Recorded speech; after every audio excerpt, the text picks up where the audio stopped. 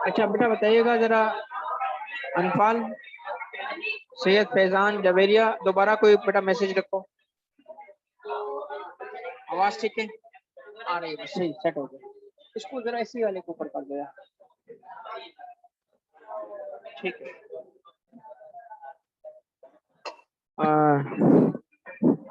बिस्मिल्लाहिर्रहमानिर्रहीम। कैसे हैं आप लोग? ठीक है, ऑलराइट। आज सेकंड क्लास है आपके सेक्शन की, और फर्स्ट क्लास में हमने बिल्कुल इंट्रोडक्शंस किया था और कोई ज्यादा चीजें। आज आपका कवरेज स्टार्ट होगा आज से। फर्स्ट क्लास में ज्यादातर चीजें जो थी इंट्रोडक्टरी नेचर की थी, मगर जो कुछ हमने पढ़ा था उसको रिकैप करते हैं ताकि आज हम आगे बढ़ सकें। सबसे पहले हमने टेक्स्ट को डिफाइन किया था, और उसके बाद हमने बताया था कि हमारे मुल्क में पिलर्स ऑफ स्टेट कितने हैं ताकि हमें पता चल सके कि टैक्स का निज़ाम या सिस्टम कैसे ऑपरेट करता है। तो उसमें एक लॉ मेकर था, एक लॉ इन्फोर्सर था और एक लॉ इंटरप्रेटर था। तो लॉ, चूंकि टैक्स भी लॉ है, इस वजह से लॉ मेकर को हमने क्या नाम दिया था? पार्लियामेंट। लॉ इन्फोर्सर को हमने नाम दिया था गवर्नमेंट या एग्जीक्यूटिव, और उसके बाद जुडिशरी। जुडिशरी की जरूरत कब पड़ती है? जब लिटिगेशन हो या डिस्प्यूट्स हो। ठीक है, ये हमने पिछले क्लास में कवर किया। उसके बाद हम आए थे एक सेक्शन पे जिसका नाम था चार्जिंग सेक्शन। आप तवज्जो चाहिए सबकी, आवाज ठीक है? ओके, गुड है। ओके बेटा, ऑन कैंपस के बच्चों के लिए, ऑन कैंपस के बच्चों के लिए थोड़ा सा मेरा एक एक्सपेक्टेशन लेवल ज्यादा है। और एक्सपेक्टेशन लेवल इसलिए ज्यादा है कि नंबर ऑफ स्टूडेंट ज्यादा होने की वजह से ऑब्वियसली क्लास के अंदर डिसिप्लिन रखना जरूरी है। मेरे ख्याल में लर्निंग अच्छी कब होती है? जब नंबर 1 आप दिल से क्लास में आए, और नंबर 2 मुझे एक्सप्लेन करने में मजा उस वक्त आएगा जब आप लोग खामोश होंगे। तो इसके लिए मैंने आपको शायद कहा था कि क्लास के अंदर खामोश रहें। एक चीज शायद रह गई थी, बता देता हूँ कि क्लास स्टार्ट हो जाए कोशिश करें खामोश रहें। जिसको ब्रेक चाहिए ना वो बताए सर ब्रेक, थक गए पक गए ब्रेक। फिर मैं क्या करूंगा? रुक जाऊंगा। फिर ना पेपर जहाज मारो एक दूसरे को, जो करना है कर लो, मतलब बुक किताबें मारो, जो करना है। फिर हम जब स्टार्ट करेंगे, पढ़ना स्टार्ट करेंगे, तो खामोशी होगी, संजीदगी होगी। ठीक है, लर्निंग के लिए मैं समझता हूँ जरूरी है दो चीजें। मुझे ना ये नहीं है, अच्छा थोड़ा इंटरटेनमेंट एलिमेंट भी होना चाहिए ना, है ना? हर चीज में इंटरटेनमेंट चाहिए हमें। अच्छा मेरी बात सुनो बेटा, कुछ चीजों में लाइट रखने के लिए ये काम मैं खुद करूंगा। इस टेक्स्ट सब्जेक्ट को मैं ऐसे इंटरेस्टिंग कर दूंगा इंशाल्लाह अल्लाह की मर्जी से कि आप लोगों को बोरियत फील नहीं होगी। ये मेरा पहला ऑब्जेक्टिव होता है कि क्योंकि मैं खुद ही एज स्टूडेंट उसकी टीचर की क्लास में जाना ही नहीं चाहता था, जो पका देता था। मतलब ये तुम्हारी मजबूरी है क्लासरूम में आ रहे हो, अब मेरी भी मजबूरी है क्लासरूम में आ रहा हूँ, तो चलो लेट्स मतलब अचीव द ऑब्जेक्टिव जो पेपर पास करना है। मगर उस ऑब्जेक्टिव को अब अचीव करते हुए हम थोड़ा सा टाइम अच्छा गुजार लें, ताकि मेरा यही होता है कि बच्चे जिंदगी में जहां मिले ना इज्जत करें। सर ये है टीचर, हाँ यार ये है जिसने पढ़ाया और मेहनत की। आप मुझे कभी भी मेहनत में कम नहीं पाओगे, कमिटमेंट में पीछे नहीं पाओगे। मगर मेरी एक्सपेक्टेशन सिर्फ आपसे ये है, आप खामोश रहें। और मैं हमेशा बच्चे को कहता हूँ प्लीज खामोश रहो, प्लीज खामोश रहो। जब नहीं होता तो कहता हूँ पुलिस खामोश रहो। तो प्लीज से पुलिस पे भी जा सकता हूँ। पुलिस का मतलब पता है क्या है? फिर मैं ना थोड़ा सा उस बच्चे के साथ इज्जत से रवैया रखता हूँ। इज्जत का मतलब तुम समझ ही गए हो, इज्जत का रवैया। उसको इज्जत देता हूँ बच्चे को जो बार बार भी बात करता है। ग्रुप होता है ना, जिसको पता होता है टीचर क्या बकवास कर रहा है, लगे रहो फन आपस में। वो ग्रुप होता है हर क्लास में, मुझे पता है। और ऐसे ग्रुप की मैं इज्जत करता हूँ, फिर बहुत बहुत इज्जत करता हूँ। इतनी इज्जत करता हूँ कि वो घर पे जाके डायरी लिखता है, आज का दिन, आज का दिन बड़ा तारीखी गुजरा, सर ने बहुत इज्जत की। ठीक है, तो बेटा थोड़ी सी खामोशी चाहिए होती है क्लास स्टार्ट होने के बाद। उससे पहले जो चाहे करे। ऑनलाइन का बच्चा तुम पे अप्लाई नहीं करता दादा, जो चाहे कर। ठीक है, घर में सोता रहे जो, घर पड़ोसियों को टेक्स्ट सिखा। आवाज थोड़ी ज्यादा कर देना, पड़ोसियों को भी सिखाना है हमने, पूरे मुल्क में टेक्स्ट सिखाना है। ठीक है, तो बात यह है कि ऑन कैंपस पे थोड़ा सा मुझे डिसिप्लिन चाहिए होगा। बाकी ये सब्जेक्ट कैसा है आपको अभी एक आध क्लास के अंदर अंदाजा हो जाएगा। इंट्रोडक्टरी क्लास ऐसी होती है, थोड़ी सी फाउंडेशंस बनी। अब हम आगे जा रहे हैं। ठीक है, सबसे पहले हमने एक सेक्शन को कहा था चार्जिंग सेक्शन, कहा था। चार्जिंग सेक्शन क्या काम करता है वो हमने थोड़ा सीखा था। अभी अभी आज ज्यादा सीखेंगे, आज प्रॉपर चीज सीखेंगे कि ये क्यों हम पढ़ रहे हैं, आखिर इसमें क्या चीज होगी, इसकी क्या रेलेवेंस है, ठीक है। अच्छा, सबसे पहली चीज क्या थी, चार्जिंग सेक्शन का नंबर बता दे मुझे। सेक्शन 4, ठीक है। तो सेक्शन 4 हमारा चार्जिंग सेक्शन है बेटा। स्क्रीन शो हो रही है ऑनलाइन के बच्चे, बेटा स्क्रीन शो हो रही है, काइंडली बताओ, स्क्रीन वीडियो सब कुछ ठीक है? It should be yes, okay. तो चार्जिंग सेक्शन ने हमें बताया इनकम टैक्स चार्ज किया जा रहा है। इनकम टैक्स लफ्ज इस्तेमाल हुआ था इम्पोज, ठीक है, इम्पोज। अच्छा जी, इम्पोज हुआ तो किस पे? तो पहला कॉन्सेप्ट इसने बताया पर्सन पे। ये आज का हमारा टॉपिक होगा, पर्सन। मगर पर्सन के साथ और कंडीशंस भी थी ताकि हम इस चीज को पूरा समझ सकें। और पर्सन के साथ पहली कंडीशन क्या थी, कौन सा पर्सन? जिसके पास क्या हो, टैक्सेबल इनकम हो। जिसके पास टैक्सेबल इनकम हो, इनकम होगी तो ड्यूरेशन भी होगा, कितने ड्यूरेशन की, टैक्स ईयर की। ये हमारा अगला टॉपिक होगा फिर। और कैलकुलेशन कैसे पता चलेगी कि कितना, उसके लिए मुझे फिर टैक्स रेट्स गिवन होंगे, वो अप्लाई किए जाएंगे। ठीक हो गई बात? अच्छा, अब इनकम टैक्स ऑर्डिनेंस के अंदर सेक्शन 4 क्या है, चार्जिंग सेक्शन है, चार्जिंग सेक्शन है। और बाकी सारे सेक्शंस मशीनरी सेक्शंस हैं। मशीनरी का मतलब वो प्रोसीजर बताते हैं, किस चीज का, किस चीज का, टैक्स की कंप्यूटेशन का, कैलकुलेशन का, उसकी पेमेंट का, रिपोर्टिंग का, लिटिगेशन का, अपील्स का, सारा स्ट्रक्चर वो सेक्शन बनाते हैं। चार्जिंग सेक्शन इतना बताता है कि कौन सा टैक्स है, उसका नाम बताता है। उसने क्या बताया, इनकम टैक्स है। किस पे है ये, बोलता है पर्सन पे। कौन सा पर्सन, कंडीशंस क्या है, ये है कंडीशंस। मगर चार्जिंग सेक्शन एक बात नहीं बताता, वो ये नहीं बताता कितना टैक्स, अमाउंट कितना होगा, वो खुद नहीं बताता। कहता है तुम पे मैं लायबिलिटी क्रिएट कर रहा हूं, तुम पे टैक्स है, you are subject to income tax. मगर कितना, ये काम खुद नहीं करेगा। ये काम किसको दे दिया, बाकी सेक्शंस को दे दिया। तो टैक्स लॉ के कितने सेक्शंस हो गए, 2। एक क्या हुआ, चार्जिंग सेक्शन, दूसरा क्या हुआ, मशीनरी सेक्शंस। मशीनरी का मतलब है प्रोसीजरल सेक्शंस, ठीक है। पहला क्या हुआ, दूसरा क्या हुआ, ओके। सारा इनकम टैक्स ऑर्डिनेंस का जो कोर्स है आपका, इस एक जगह से निकलेगा। कहां से, सेक्शन 4 से। और सेक्शन 4 आपके पास सामने खुला हुआ है, समरी बनाई हुई है। इसके अंदर 4 की कॉन्सेप्ट है इनकम टैक्स के, 4 प्री कंडीशंस या 4 की कॉन्सेप्ट्स। हम मैं इसको प्री कंडीशंस भी बोलता हूँ, 4 की कॉन्सेप्ट्स भी बोलता हूँ। इनकम टैक्स के कितने कॉन्सेप्ट्स है की, 4। कौन सा concept, person concept, taxable income, tax year own. अगर कोई टैक्स लॉ ये नहीं बताएगा क्या टैक्स लगा सकते हैं, वो बताए जी इनकम टैक्स लगाया जा रहा है और ये रेट होगा, और बंदा ही ना बताए जिस पे लगा रहा है, तो लोग कहेंगे वेरी गुड, हम टैक्स मानते हैं टैक्स को मानते हैं, देंगे नहीं। अच्छा, मानते हो तो दो ना, कहते हम पे है ही नहीं, जिस पे है उससे जाके लो। तो लाजमी है इन चीजों का बताना। क्या हमारे इनकम टैक्स लॉ के चार्जिंग सेक्शन की लीगल ड्राफ्टिंग जिसने भी इसको डिजाइन किया होगा, उसने इस चीज का ख्याल रखा कि टैक्स लगाने के लिए प्री कंडीशंस होती है। 3 प्री कंडीशंस बताई थी आपको, क्या, टैक्स बेस, अमाउंट। उसको पता था इस चीज का कि 3 कंडीशंस होती हैं, हाँ उसको पता था। उसने उसका ख्याल रखते हुए ड्राफ्टिंग की और कानून बन के हमारे सामने आ चुका है और इम्प्लीमेंट भी हो रहा है। अब पहला कॉन्सेप्ट कौन सा है, बताओ पहला कॉन्सेप्ट कौन सा है। हम क्या करेंगे, एक एक की वजाहत करेंगे। अगली क्लासेस, अगली 3 से 4 क्लासेस बड़ी इंपॉर्टेंट क्लासेस हैं, कोशिश करें कि इसको मिस ना करें। और एक चीज जो हमेशा तुम नियत करते हो कि अगली दफा नियत करता हूं कि डे 1 से पढ़ूंगा, वो जो डे 1 से पढ़ने वाली नियत है ना, इस दफा तुम्हारी मैं पूरी करवाऊंगा। तुम करो या ना करो, मैं पूरी करवाऊंगा। हमारे एक टीचर थे IBA कराची में, वो क्लास में आते थे, पढ़ाते कुछ थे, पेपर में कुछ और आता था। तो उसका उसूल था, हमने पहले कहा कि बड़ा जबरदस्त इंसान है, क्या कमाल की बातें करता है, वाह वाह वाह वाह। और पेपर आया तो फिर जो उसको दिल में बोल रहे थे तुमको बता नहीं सकता। तो हमने कहा ये क्या कर दिया इसने, मतलब बातें पढ़ाया कुछ और किया कुछ। फिर हमने उससे गए, हमने कहा सर ये क्या आपने सवाल पूछ लिया है। अब वो जीपीए मर रहा होता है, जीपीए जो था वो 20 मार्क्स का एक अगर पेपर होता था तो 12 पे पास होता था।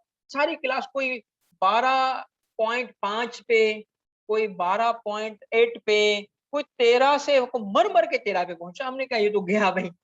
आईबीएम में जो होता है ना, वो पेपर पे कम, टीचर पे ज्यादा रिसर्च होती है। टीचर वो ढूंढते हैं जो ज्यादा मार्क्स दे। वहां पे टीचर एग्जामिनर होता है, इस वजह से रिसर्च टीचर्स पे होती है। हमने कहा गलत फैसला हो गया। इस बंदे की से अच्छी अच्छी बातें सुन के हमने, कि बातें बड़ी अच्छी करता है, अपने साथ जाए। फिर हमने कहा सर ये क्या हुआ, आपने तो पेपर, कहता है बेटा वेलकम टू माय क्लास। ये क्या बात हो गई भाई, गैप तो गए। फिर उसने कहा देखो मेहनत करो, क्योंकि आईबीए का पूरा स्ट्रक्चर पता है किस चीज पे। आईबीए, अगर आईबीए है ना, तो एक चीज की वजह से, वो अपने सिस्टम की वजह से, लोगों की वजह से नहीं है। उसका सिस्टम ऐसा है कि पीछे पड़ जाता है। उसको प्रेजेंटेशन बड़ी अच्छी, सॉफ्ट स्किल्स बहुत डेवलप करते हैं, बहुत डेवलप। मार्केटिंग का कोर्स करेगा, लड़के को बेचने के लिए पता है क्या कहते हैं, जाओ इतना रेवेन्यू कैंपस पे जनरेट करो, कैंपस पे जनरेट करके दिखाओ। कोर्स का हिस्सा होता है, असाइनमेंट होती है, बेचो क्या, चूड़ियां। अब लड़के चूड़ियां बेच रहे होते हैं। मैं, हम क्लास लेके जा रहे हैं, एक लड़का, सर वो मतलब, क्योंकि हम गए थे एफबीआर की तरफ से, एफबीआर का कोर्स, मगर हमने भी वही रेगुलर वाला एमबीए किया था तो वो मगर सेम।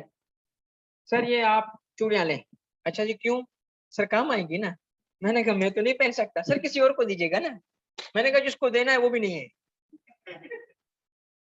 सर क्या कमाल कर दिया, आप अम्मी को दे दे। मैंने कहा यार ये देख कितनी माँ की बात लाया, माँ ले लो यार से, माँ, माँ के लिए चुनिया यार, क्या तारीख, माँ के लिए नहीं ले रहे, ले लो। समझ रहे हो, तो ये this is what IBA is. तो वन ऑफ देम में एक स्टोरी थी जो मैं आपको बता रहा हूँ, और मैं आपको अप्लाई करूंगा। वो क्या थी कि वो टीचर कहता है कि देखो तुम कर लोगे। हम कहा सर जीपीए का क्या होगा, कहते नहीं कर लोगे, कर लोगे। मैंने कहा कैसे करेंगे, पढ़ाओ तो सही फिर, जो पढ़ाओ तो सही, यहाँ तो पढ़ाओ ना। कहता है देखो भाई पढ़ाऊंगा भी नहीं। सर एग्जाम फिर आसान लो, वो भी नहीं होगा। तो कैसे होगा, कहता है इस तरह होगा। कहता है कहानी सुनाई उसने। कहानी क्या सुनाई, कहता है जी मैं एक दफा घर गया, तो मेरे घर में कमरे में एक बिल्ली थी। मैं कहा जी मेरे घर में बिल्ली आ गई है, लाठी उठाई उसके पीछे भागा। कहता है वो बेडरूम में चली गई, और बेडरूम का मैंने दरवाजा बंद, मैं तो इसको मार के रहूंगा आज। कहता है एक चूहे के निकलने के बराबर एक सुराख था, उसमें से बिल्ली भाग गई। हमने कहा यार ये ले, क्या कहानी सुना रहा है, चूहे की जगह इतनी छोटी, इसमें कैसे बिल्ली जा सकती है। कहता है मेरे हाथ में लाठी थी ना इसलिए भाग गई। तो कहता है कि आप लोगों के पीछे मैं लाठी लेके भागूंगा, तो तुम लोग भी कर लोगे।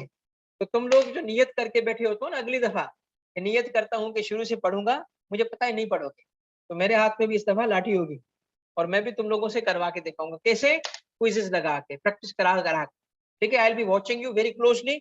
और इस कोर्स को इंशाल्लाह ताला कोशिश करेंगे, नियत करते हैं कि इस कोर्स को पहले टाइम में पास करेंगे। अब इसमें मुझे आपका कोऑपरेशन सिर्फ इतना चाहिए, सिर्फ इतना कि क्लास अटेंड करें, बस उसको डिफर ना करें। रिकॉर्डिंग हो रही है ना, रिकॉर्डिंग हो रही है तो पढ़ा है, तो क्या करो, जस्ट चिल, सोते रहो, एंजॉय करो लाइफ को। फिर पता चलता है कि ये 300 घंटे की क्लासेस, अब क्या करूं। ठीक है, वही हाल हो जाता है। तो रिकॉर्डिंग का फायदा नहीं है, नुकसान है, बिलीव में नुकसान है। हाँ फायदा इतना है कि वो उसी को फायदा होगा जो पढ़ेगा, वो देख सकेगा बार बार, उसको बहुत फायदा होगा। अगर उसके जो पढ़ने वाला बच्चा था ना, उसके अगर पहले पास होने के परसेंटेज से या चांसेस थे 80% ना, तो इस रिकॉर्डिंग ने उसके पास होने की 90% चांस कर दी। और जो बच्चा नहीं पढ़ता था उसका सत्यानाश कर दिया रिकॉर्डिंग।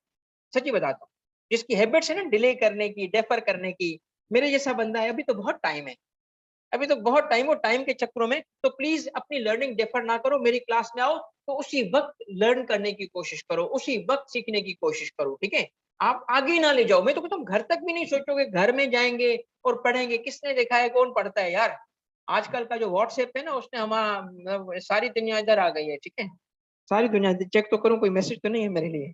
हाँ, हाँ है, बहुत सारे मैसेजेस हैं, देखने पड़ेंगे मुझे।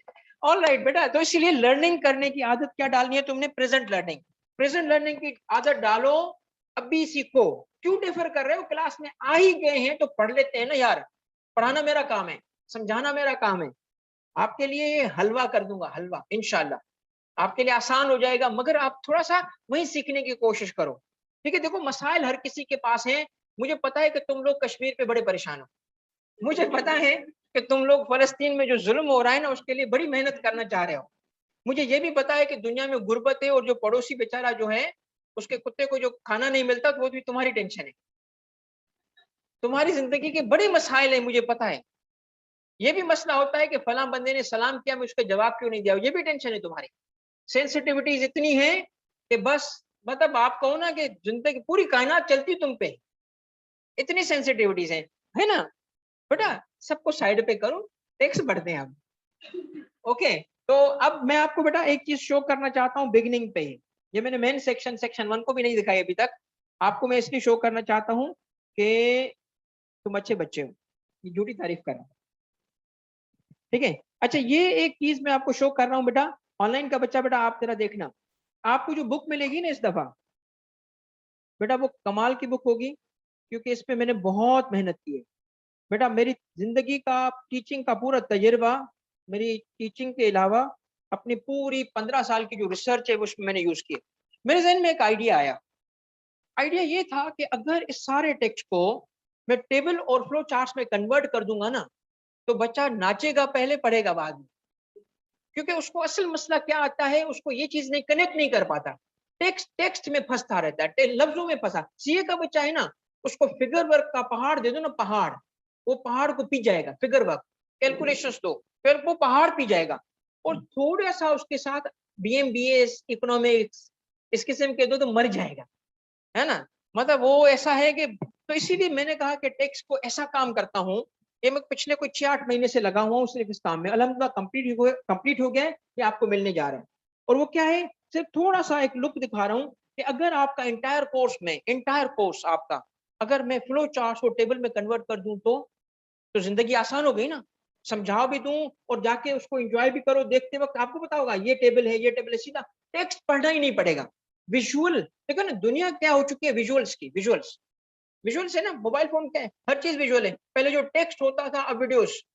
तो मैं इस टेक्नोलॉजी की वजह से, और आपका चूंकि लेवल और जो जहन जिस तरीके से काम कर रहे हैं, जिस चीज के तुम आदी हो चुके हो बेटा, ये देखो इंटायर कंप्यूटेशन की चार्ट देखो। तुम्हें कुछ करना ही नहीं है, इस चार्ट को रट्टा लगा लो, आंखें बंद करके सॉल्व कर लो। अब मैं खुद बताता हूँ कि रट्टा नहीं लगाना चाहिए, मगर रट्टा लगाना के मैं सख्त खिलाफ हूँ। रट्टा किसको मैं कहता हूँ, बगैर समझे समझना है, ये तो मैं करने नहीं दूंगा कि समझना है। अब आप मुझे एक बात बताओ, सारे स्टेप, अब आपको नजर नहीं आ रहा होगा क्योंकि छोटा है बहुत, ये जो 2 पेजेस है ना ग्रीन वाले, ये आपका इंटायर कंप्यूटेशन का एक एक स्टेप मौजूद है। यहाँ ये करोगे, आपको खुद वो आप सिर्फ फॉलो कर लो, क्योंकि बच्चा समझ लेता है। उसको ये पता होता है कि अच्छा ये हाथी है, मगर वो कनेक्ट नहीं कर पाता उसको कि ये जंगल है, जंगल में हाथी होता है। ठीक है, वो हाथी को घर में बिठा देता है, हाथी है तो घर में होगा। जैसे मेरा बेटा कहता है पापा डॉगी चाहिए, मैंने कहा रखोगे कहाँ, बेड पे। मैंने रखोगे कहाँ भाई, बेड पे।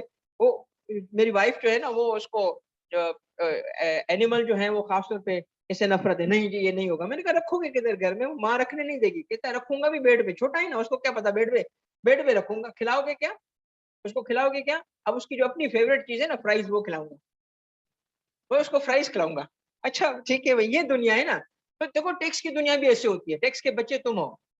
ठीक है भाई, क्या है, समझ सारा आएगा, कहाँ रखोगे घर में, तो उसको ठीक करने के लिए ये काम मैंने कर दिया। ये देखो बेटा आपको मिलने वाली है, ये बताओ भाई, ये सारे क्या है, चार्ट्स, इंटायर थिंग।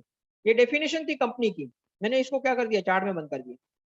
ये देखिए डेफिनेशन है, देख रहे हो, ये सब कुछ, ये पब्लिक डेफिनेशन है, ये समरी है, ये आप आज पढ़ोगे बेटा। ये एक किस्म का, इसका नाम ही mini note, mini text mini है, इसका नाम ही मैंने टेक्स्ट मिनी रखा है।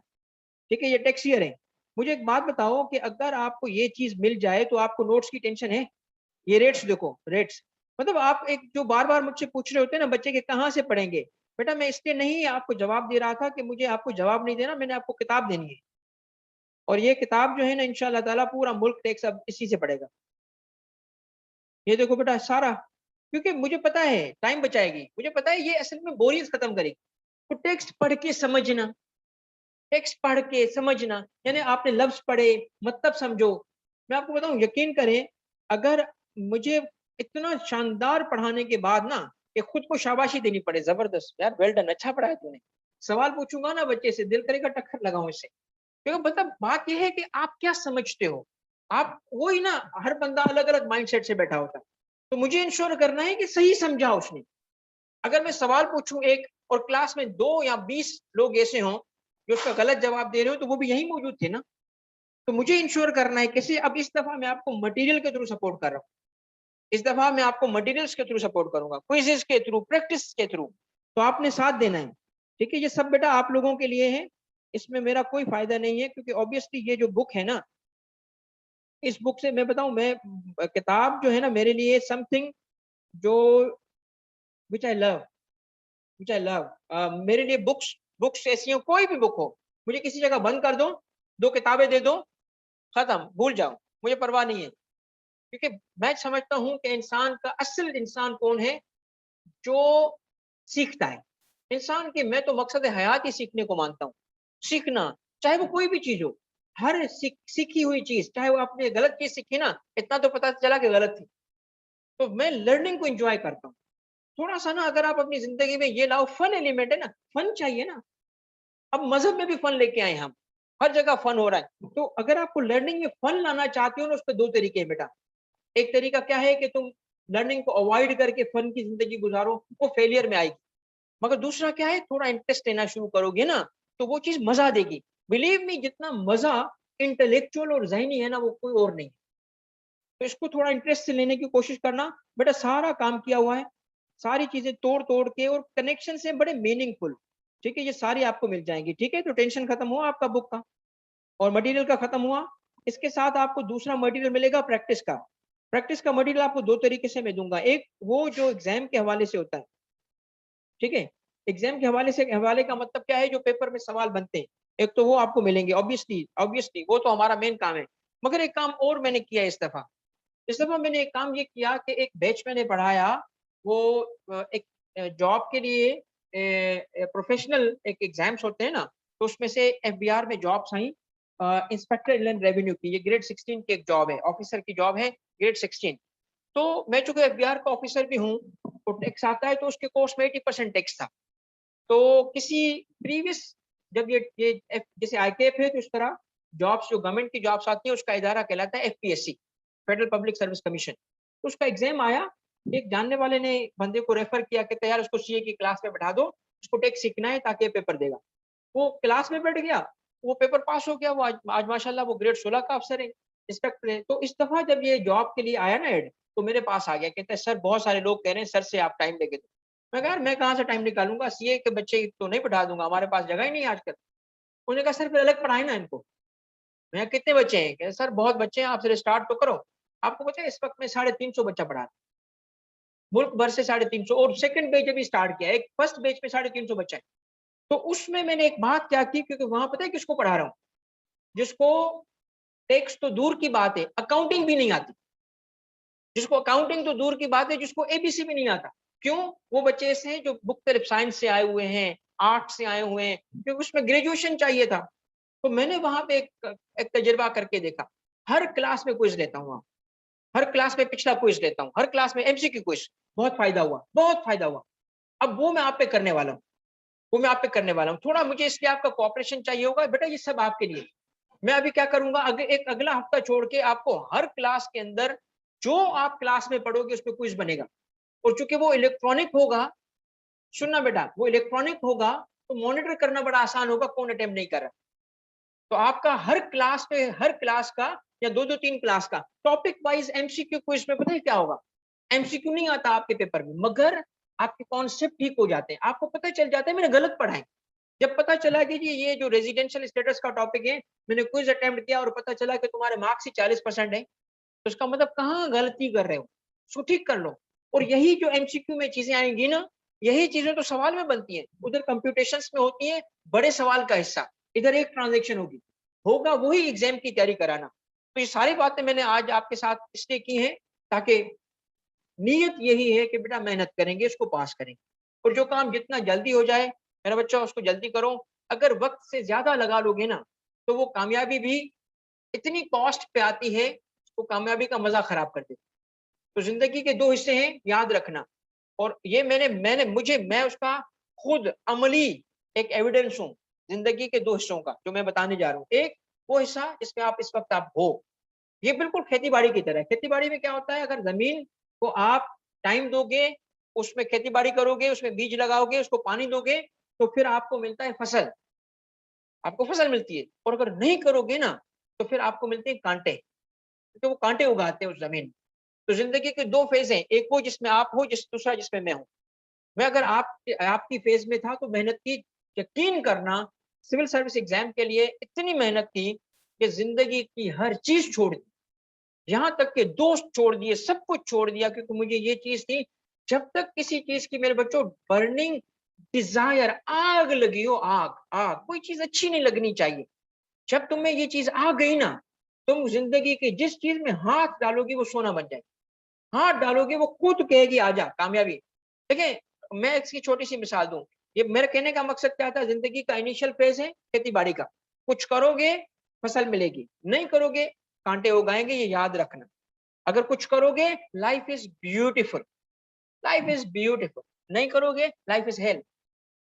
बेटा मैं अगर उस वक्त पढ़ते वक्त इधर उधर, एक तो उस वक्त पैसे भी नहीं होते, कुछ भी नहीं होता, ऑब्वियसली स्टूडेंट लाइफ में क्या होता है, तो बाद में जो जो ख्वाहिशें होती है ना, मैं अपने बच्चों के लिए, अब ये कोविड की वजह से नहीं जा पाता, every year I go out of Pakistan, और वो पार्टीज जो दुनिया की बड़ी टॉप क्लास की पार्टीज है, वहां ले जाता हूँ अपने बच्चों, आई गो देयर माई सेल्फ।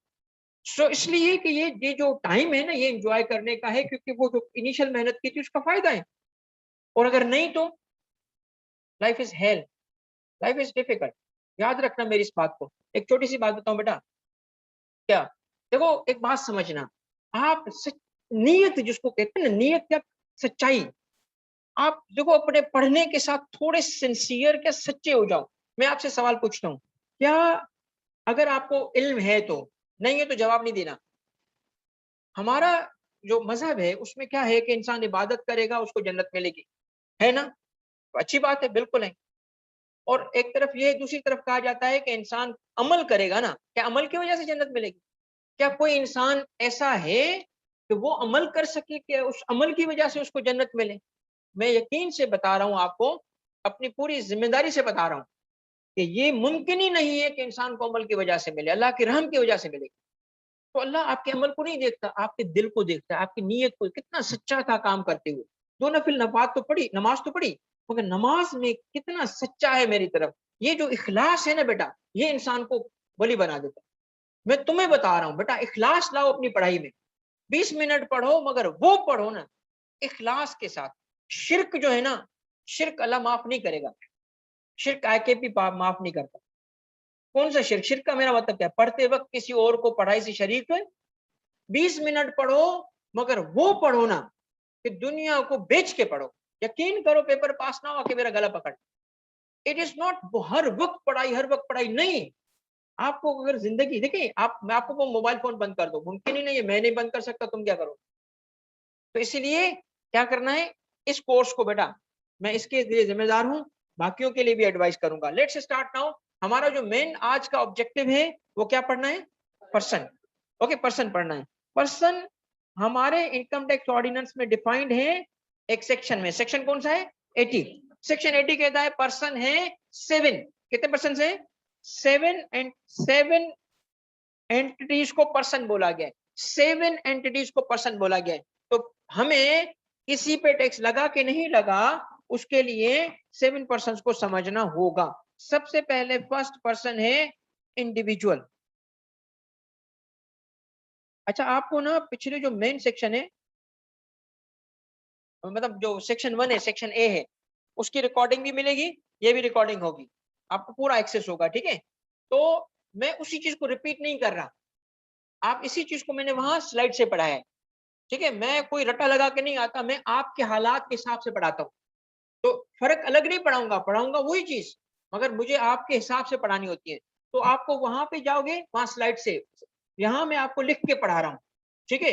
यहाँ आपको लिख के पढ़ा रहा हूँ, तो ये चीज है वही, मगर नीड के हिसाब से। सबसे पहली बात, इंडिविजुअल कहते किसको है? पहला इंडिविजुअल कहते किसको है, मैं एक्सप्लेन करूंगा, पहले लिस्ट डाउन कर दें हम। सेकेंड पर्सन कहलाता है एसोसिएशन। कौन सी एसोसिएशन? Association of persons. इस वजह से इसको हम एब्रीविएशन में कहते हैं एओपी। एओपी। अब एसोसिएशन ऑफ इंडिविजुअल्स नहीं है, एसोसिएशन ऑफ पर्सन है। इसका मतलब आपको समझ आएगा जब मैं एक्सप्लेन करूंगा। तीसरा पर्सन है कंपनी। इन तीनों को मिला के किसी मकसद की वजह से मैं, अब देखिए कुछ ऐसे टर्म्स होंगे जो मेरे होंगे, लॉ के नहीं होंगे, जो पेपर के लिए रेलेवेंट नहीं है, मगर लर्निंग के लिए बड़े इंपॉर्टेंट है। मैं इसको कहता हूं कैटेगरी ए पर्सन। क्यों कैटेगरी ए पर्सन कहता हूं बाद में बताऊंगा, ठीक है। कैटेगरी ए पर्सन कितने हैं? 3। कौन से? रिपीट करो, कौन से? इंडिविजुअल, एओपी और कंपनी।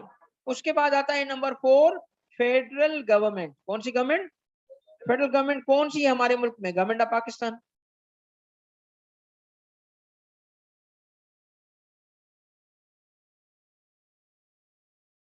उसके बाद है number 5 foreign government.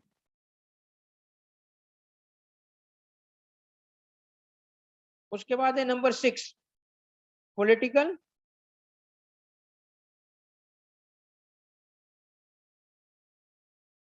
Sub division of foreign government. ये सब एक्सप्लेन होगा बेटा। और आखिर में क्या है? नंबर 7 पब्लिक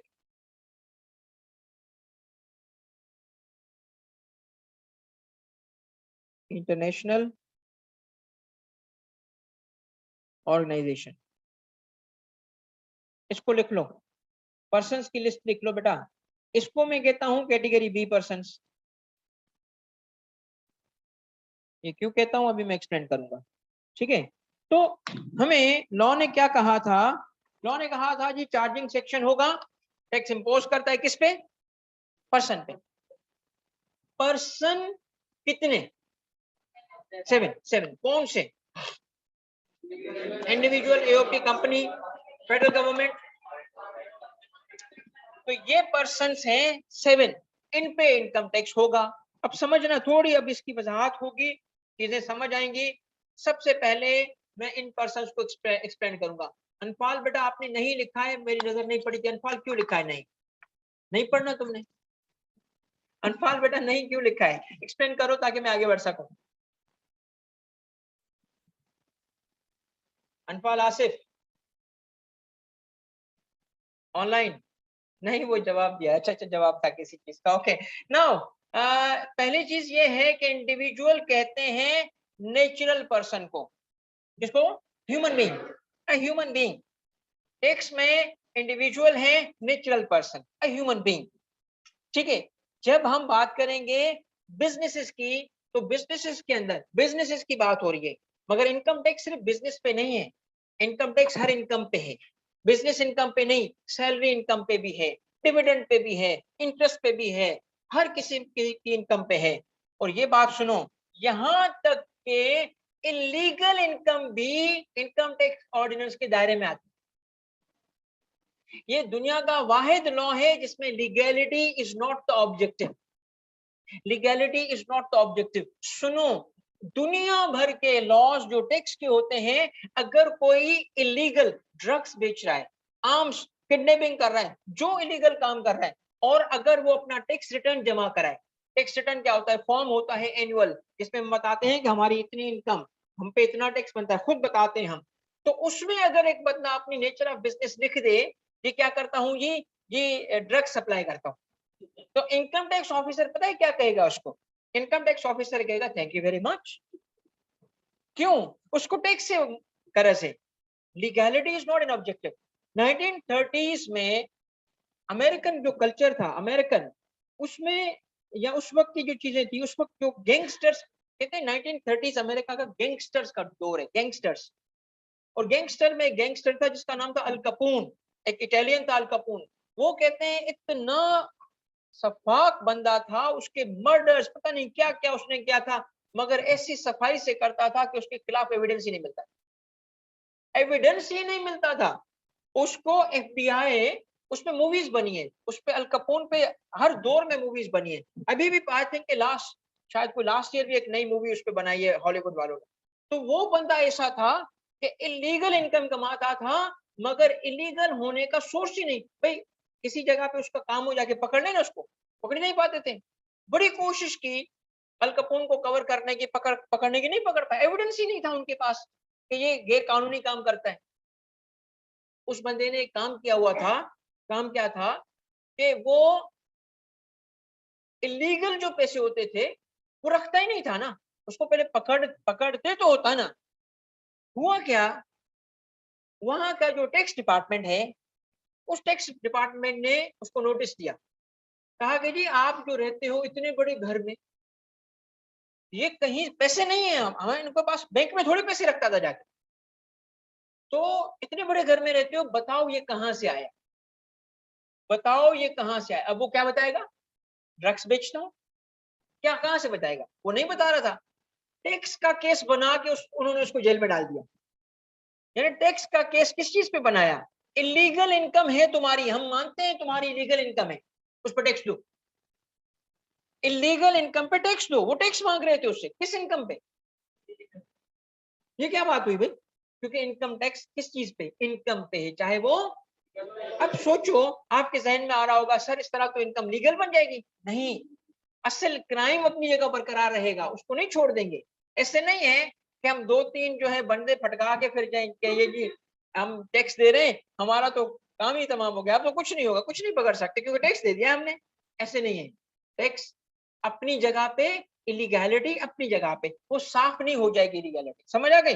तो इंडिविजुअल की इनकम पे टैक्स है, कौन सी, हर किस्म की इनकम पे टैक्स, सैलरी पे नहीं, बिजनेस पे नहीं, हर किस्म की। अब सुनना, ये बातें क्यों बता रहा हूं, क्योंकि एक मिसाल देने वाला था, क्या, सोल ट्रेडर पार्टनरशिप कंपनी, सुना है ना आपने, सोल ट्रेडर को टैक्स में क्या बोलते हैं,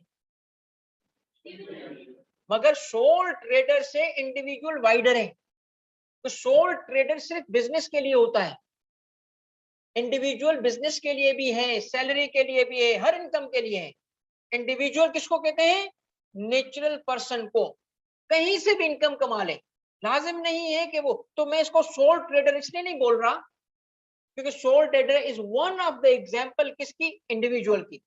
मैं अगर एक दुकान खोलूं, मैं सोल ट्रेडर हूं, मगर मैं एम्प्लॉयमेंट में जाऊं, मैं सोल ट्रेडर नहीं हूं, मैं एम्प्लॉई हूं। तो टैक्स लॉ ने ऐसा लफ्ज इस्तेमाल किया कि जो मुझ पे अप्लाई कर पाएगा, अगर मैं सोल ट्रेडर हूं तब भी अप्लाई करेगा, अगर एम्प्लॉय हूं तब भी अप्लाई करेगा, और वो लफ्ज क्या है, इंडिविजुअल। अब एक इंडिविजुअल है, उसके 10 सोर्सेस से इनकम है, होने दो, मगर उसका लीगल स्टेटस क्या है, इंडिविजुअल। इसकी थोड़ी सी वजाहत करूंगा कि इंडिविजुअल से मुतालिक कुछ चीजें आती हैं, थोड़े से कुछ केसेस हैं। मसलन भाई इंडिविजुअल के लिए एक लफ्ज आता है कि व्हाट इफ के वो इंडिविजुअल माइनर हो, माइनर हो यानी मेजर नहीं है, और वो, चूंकि आप पहले ना कॉन्ट्रैक्ट लॉ पढ़ चुके होते हो, तो कुछ चीजें मेरी वहां की ऐसी समझानी है ताकि मिक्सअप ना करो टैक्स से। मैं अब आपसे पूछता हूँ, एक माइनर क्या कॉन्ट्रैक्ट करने के लिए कॉम्पिटेंट है, नहीं है, तो क्या माइनर इंडिविजुअल बन सकता है, बन सकता है नहीं बन सकता, बन सकता है नहीं बन सकता, बन सकता क्या है, क्योंकि याद रखना कुछ बिजनेस लॉ की ऐसी चीजें हैं जिन चीजों को आपको साइड पे करना पड़ेगा ताकि टैक्स लॉ सीख सको। अब मुझे एक बात बताओ कि आपके घरों में छोटे बच्चे जिस जिसके घर में हैं, तो यूट्यूब पे जो बच्चों की चलती है ना वीडियोस बच्चों की, पता नहीं कौन को जेसन की, या पता नहीं, मेरे बच्चे भी देख रहे होते हैं, जब पापा मोबाइल दो जेसन को देख, और ये क्या है, मुख्तलिफ जगह से वो बच्चे जो यूट्यूब पे वीडियोस बना रहे हैं, पेरेंट्स बना रहे होते हैं मगर बच्चे एक्ट कर रहे होते हैं उसपे, और उसके मिलियंस, बल्कि कुछ के तो बिलियन से ऊपर व्यूज हैं, they are making hundreds of millions of dollars, वो बच्चे कमा रहे हैं। अच्छा उनको छोड़ो, जो एड में बच्चे आते हैं, एडवर्टाइजमेंट में बच्चे आते हैं, नहीं आते, आते हैं ना, वो भी तो इनकम कमा रहे हैं, चाइल्ड आर्टिस्ट इनकम कमा रहे हैं। तो टैक्स का छोड़ दें, चलो मासूम सा बच्चा है इसको टैक्स ना करो, पता है फिर क्या होगा, पता है फिर क्या होगा, फिर अब्बा क्या बोलेगा, मेरा बिजनेस मेरा नहीं है, मेरे बच्चे का है, मासूम सा है छोड़ दो, है। हर बंदा क्या करेगा, अपना बिजनेस किसके नाम से करेगा, क्योंकि उस पर टैक्स है, तो सारा बिजनेस तो बताओ इसी तरह होगा ना। तो इसीलिए टैक्स लॉ ने मासूम बच्चे को माफ नहीं किया, कहा है कि तुम मासूम हो सर आंखों पे, मगर टैक्स तुम पे होगा, ठीक है। तो माइनर भी इंडिविजुअल में शामिल है, शामिल है, ठीक है। चलो एक बात बताओ, अगर एक बंदा पागल हो, इंसेन हो, लीगल इंसेन, वैसे तो बहुत पागल फिरते हैं यहाँ पे, मगर लीगल इंसेन, लीगल इंसेनिटी है उसकी, नॉन लॉ में इंसेन है, मुझे बताएं क्या वो इंडिविजुअल में आ सकता है, क्यों नहीं आ सकता। अगर वो इंसेन कमा रहा है, उसके नाम पे कुछ बिजनेस है, उसके अगर उसके नाम पे सपोज करें एक प्लाजा है ना, और उसमें से रेंट आ रहा है, फिर छोड़ दें? क्यों क्यों छोड़े भाई? पैसे तो आ रहे हैं ना। लॉ का ताल्लुक इसकी नजर किस पे है?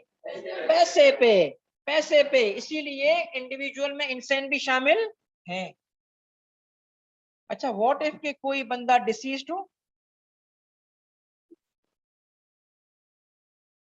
डिसीज्ड हो, इस पे नहीं होना चाहिए। अच्छा, इस पे वाकई नहीं है, डिसीज्ड पर्सन पे वाकई नहीं है, क्योंकि उसके लीगल एयर्स पे डिसीज्ड पर्सन हो। सपोज कर लो एक बंदे ने, बेटा एक वजह सुना, टैक्स ईयर का कॉन्सेप्ट तो आपको पता है ना? पिछली क्लास में क्या बताया था? टैक्स ईयर की बात आएगी तो हम जुलाई से जून तक के 12 महीने को देखेंगे।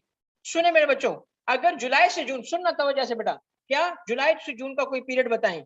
1 जुलाई 2020 टू 30 जून 2021, ये एक टैक्स ईयर की एग्जांपल है।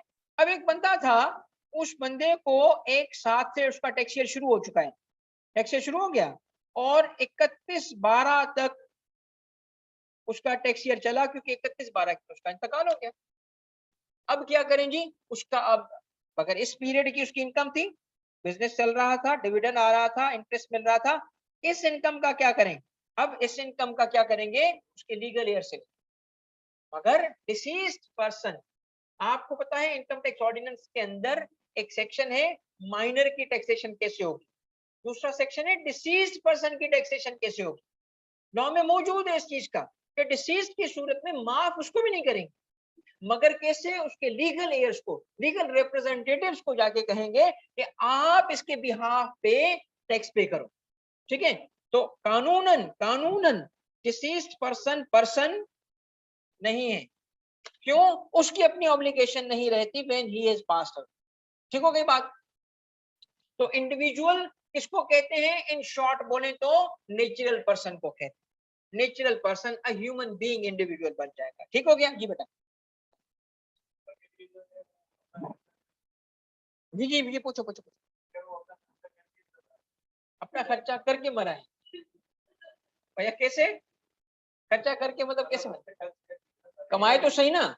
इनकम टैक्स कमाने पे या खर्च करने पे? तो कमाने पे टैक्स है।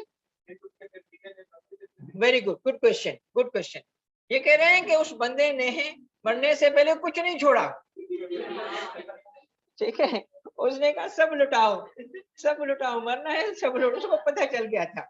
हाँ, उस सूरत में लीगल एयर की अपनी जात से नहीं आएगा। इनका सवाल जो है ना, सुनिएगा ऑनलाइन के बच्चे, बेटा इसने कहा कि अगर डिसीज्ड पर्सन के पीछे कोई प्रॉपर्टी ही ना हो और सब कुछ लुटा चुका हो, तो लीगल एयर अपनी जाती प्रॉपर्टी से उसकी पे करेंगे? नहीं पे करेंगे, वो अपनी जाती प्रॉपर्टी से पे नहीं करेंगे। अगर वो कुछ छोड़ के मरा है तो उससे देंगे, नहीं तो गया फिर टैक्स पानी में। ठीक है? ओके बेटा, सेकंड पर्सन है एओपी, एसोसिएशन ऑफ पर्सन। गौर से सुनना सारे बच्चों, बेटा एसोसिएशन ऑफ पर्सन में लव्स पर्सन है, इसका मतलब कॉम्बिनेशन इन सातों में से होगा। पर्सन कितने? 7। पर्सन कितने? इसका कॉम्बिनेशन होगा। एसोसिएशन ऑफ पर्सन में ये नहीं होगा कि दो इंडिविजुअल हो, ये भी हो सकता है, मगर ये भी हो सकता है कि एक इंडिविजुअल एक कंपनी हो, एक कंपनी एक गवर्नमेंट हो, ऐसा हो सकता है। तो एसोसिएशन ऑफ इंडिविजुअल्स नहीं है, क्या है? Association of. ओके, ये बड़ा इंपॉर्टेंट कॉन्सेप्ट इसलिए है, गौर से सुनना बच्चों, क्योंकि ये दो आपके कोर्स में कंप्यूटेशन पर्पस के लिए है। कंप्यूटेशन पर्पस के लिए ये आपके कोर्स में कंप्यूटेशन वैसे हैं। कंप्यूटेशन का मतलब क्या है? Calculation of tax. आपका जो सवाल बनता है, पहला सवाल क्या होता है? Calculate taxable income and tax liability of this person, जो डेटा गिवन होता है वो सिर्फ किसका बन सकता है? इंडिविजुअल का या ये कंपनी का? कंपनी की कंप्यूटेशन कोर्स में नहीं है, नहीं आएगी, वो सी फाइनल है। ठीक है? तो हमने कोर्स पढ़ते वक्त ऑब्जेक्टिव भी तो रखना है ना। At the end of the day ultimate purpose हमारा पेपर पास करना है। तो याद रखना, इंडिविजुअल और एओपी ही की ज्यादातर बातें होंगी कोर्स में। इंडिविजुअल और एओपी की बात होगी। मैं एक पॉइंट कंप्लीट करूंगा, बेटा जरूर पूछो। तो इंडिविजुअल और एओपी में एओपी क्या है वो सिखाऊंगा। सवाल क्या बन सकता है भाई? फला इंडिविजुअल की इनकम कैलकुलेट करो, फला पार्टनरशिप की भी इनकम कैलकुलेट करो। तो सवाल किस किस पे बन सकता है? सिचुएशन या सिनारियो बेस्ड सवाल कंपनी में बन सकता है, थ्योरी कंपनी में बन सकती है, मगर कंप्यूटेशन ये नोट कर लो जी बेटा पूछो। हाँ बेटा आ सकती है, मगर वो association of person he count होगा, वो एसोसिएशन ऑफ पर्सन। अब एक बात सुने, एसोसिएशन ऑफ पर्सन, ये जैसे मैंने पहले बताया कि जब आप वीडियो देखोगे और सेक्शन ए वाली देखोगे तो इसमें मैंने प्रेजेंटेशन इस्तेमाल किए, मैं आपके साथ ये बोर्ड यूज कर रहा हूँ ताकि थोड़ा डिफरेंट भी तो हो ना, ये भी ना लगे कि सेम ड्रामा चल रहा है, सर वही चला रहे हैं। एक दफा मेरी सिविल सर्विसेज एकेडमी की क्लास थी, सिविल सर्विसेज एकेडमी जो सीएसएस पास करने के बाद ट्रेनिंग पे जाते हैं। हमारा एक उस्ताद था, मुझे पीएचडी करने का बड़ा शौक था, पीएचडी करने का कि जी मैंने पीएचडी करनी है क्योंकि नाम के साथ डॉक्टर लगना चाहिए, बड़ा एक शौक था। एक डॉक्टर देखा, शौक ही खत्म हो गया। उस बंदे ने पीएचडी की थी इंग्लैंड से, और यकीन करना झूठ नहीं बोल रहा, कोई चीज में मेकअप नहीं कर रहा, I am not making it, I am telling you honest truth. उसने 7 मास्टर्स किए थे, 7। 8वां मास्टर्स करने जा रहा तो उसने खुद मुझे बताया था कि तो यूनिवर्सिटी से दाखिला देना बंद कर दिया, तभी मैंने 8वां नहीं किया, वरना मैं सारे सब्जेक्ट में मास्टर्स करता। तो मैं कहा बड़ा अल्लामा, और पढ़ाता भी इस्लामियात था, Islamic issues, current Islamic issues पढ़ाता था। तो जब क्लास हुई ना तो उसने बाकी जो ऑफिसर्स अंडर ट्रेनिंग थे उन्होंने कहा यार फजूल है, उनको मजा नहीं आया। मैंने कहा नहीं, मैं लोगों को टाइम देता हूँ, मैंने कहा शायद ये थोड़ा सा तैयारी कर रहा है अभी, ये अभी अच्छा हमें इम्प्रेस करेगा, कमाल की बातें करेगा। एक दिन क्या हुआ, एक दिन ये हुआ कि उसने लेक्चर शुरू किया और मुझे लगा यार ये तो मुझे आ रहा है, ये तो मुझे पहले से पता है। अब मैं हैरान, यार इतना मुझे भी आता है क्या, एक पीएचडी डॉक्टर है, पीएचडी डॉक्टर ऐसे ऐसी वो जो होती है ना बातें, ये तो सब मुझे आ रही हैं। फिर थोड़ा फील हुआ यार ये चीजें शायद कहीं सुनी नहीं है, ये तो लिखी हुई भी है, कहाँ, अपने नोटबुक पे। थोड़ी सी नोटबुक निकाला तो नोटबुक पे लगा यही, हाँ यार ये तो यही बातें कर रहा है। फिर एहसास हुआ ये तो पिछली क्लास रिपीट कर रहा है, और रिपीट भी ऐसे कमाल से कर रहा था कि एक लफ्ज इधर उधर नहीं हुआ। उस दिन के बाद मैंने कहा पीएचडी करना फजूल है, अगर ये पीएचडी है तो मैंने नहीं करनी। तो मेरी हर क्लास में चेंज होगा, एग्जैक्ट नहीं होगा, ठीक है। ऐसा ना हो तो थोड़ा सा आपको चेंज देने के लिए ये मैं बोर्ड यूज कर रहा हूँ, अदरवाइज प्रेजेंटेशन से पढ़ा सकता हूँ, मगर मैं चेंज देना चाहता हूँ, ओके, क्योंकि मुझे कुछ फेमिलियर चेहरे लग रहे थे, कुछ लोग मैंने देखे थे पहले क्लास में थे, उसने मैं चेंज कर रहा हूँ, ठीक है, सिर्फ आप लोगों की वजह से। ओके अच्छा, नेक्स्ट क्या है, देखो बेटा, एसोसिएशन ऑफ पर्संस किसको कहते हैं, एसोसिएशन ऑफ पर्संस। देखो एसोसिएशन ऑफ पर्संस में एक मिसाल देके समझाऊंगा, आराम से समझ आ जाएगी।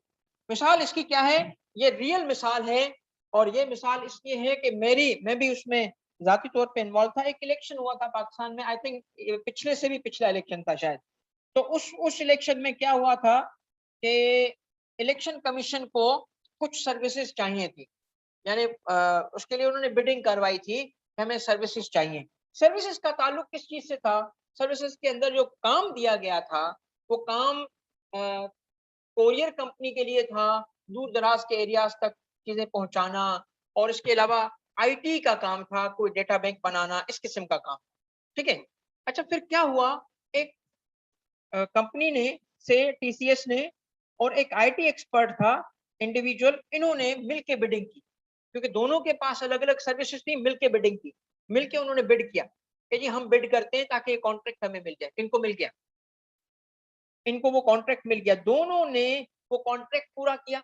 तकरीबन मुझे अभी एग्जैक्ट याद नहीं है, 2-2.5 महीने का काम था टोटल। 2-2.5 महीने के बाद ए और टीसीएस अपने अपने घर। अब ये जो जब वो बैठे होंगे टीसीएस की मैनेजमेंट, टीसीएस एक एग्जांपल दे रहा हूँ कि कोरियर कंपनी है ना, तो ये अगर टीसीएस की मैनेजमेंट और ए जब बैठे होंगे आपस में ए के साथ, तो क्या उन्होंने क्या कहा कि जी हम परमानेंट काम करेंगे, नहीं। वो टीसीएस का क्या ओनर बन जाएगा, शेयर होल्डर बनेगा, नहीं। ये काम क्या था, टेम्पररी था।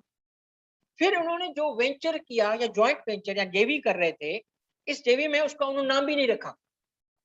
नाम क्यों नहीं रखा, बिजनेस कर रहे हो नाम नहीं रख रहे हो, नाम की जरूरत ही नहीं है, क्यों नाम रखें, जब हमें काम ही 2 महीने का है तो क्यों नाम रखें, कोई बिजनेस थोड़ी कर रहे हैं, हम तो एक ट्रांजेक्शन कर रहे हैं, समझ रहे हो।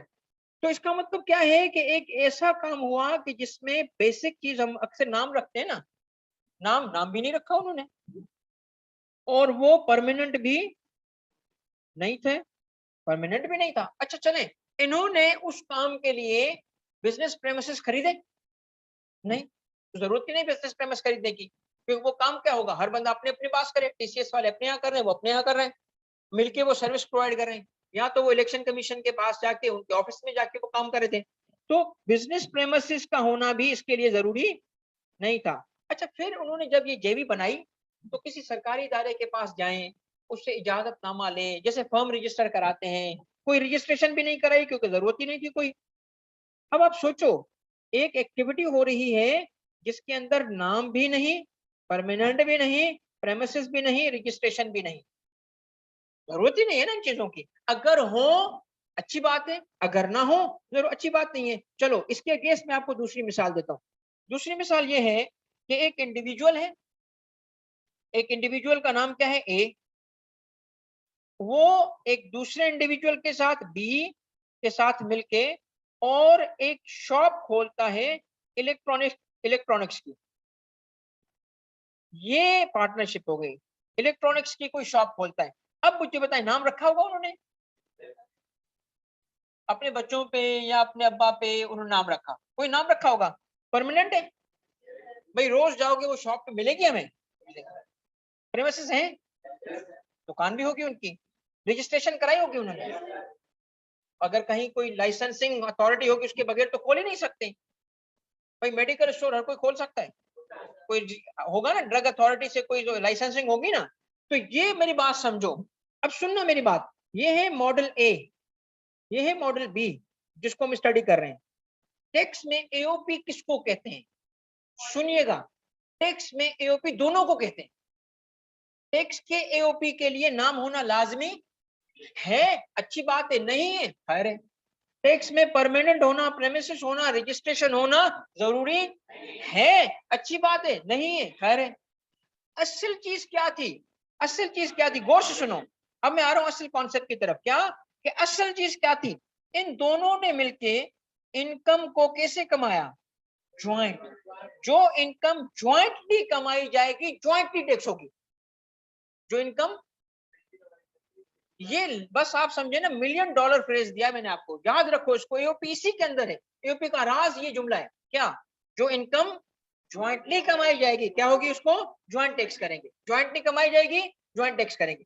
अब हुआ क्या, हुआ ये कि इस दोनों ने मिलके, जो जेवी था, ऑनलाइन का बच्चा बेटा सब सेट है, आवाज कोई गड़बड़ वगैरह तो नहीं है, बताना मुझे।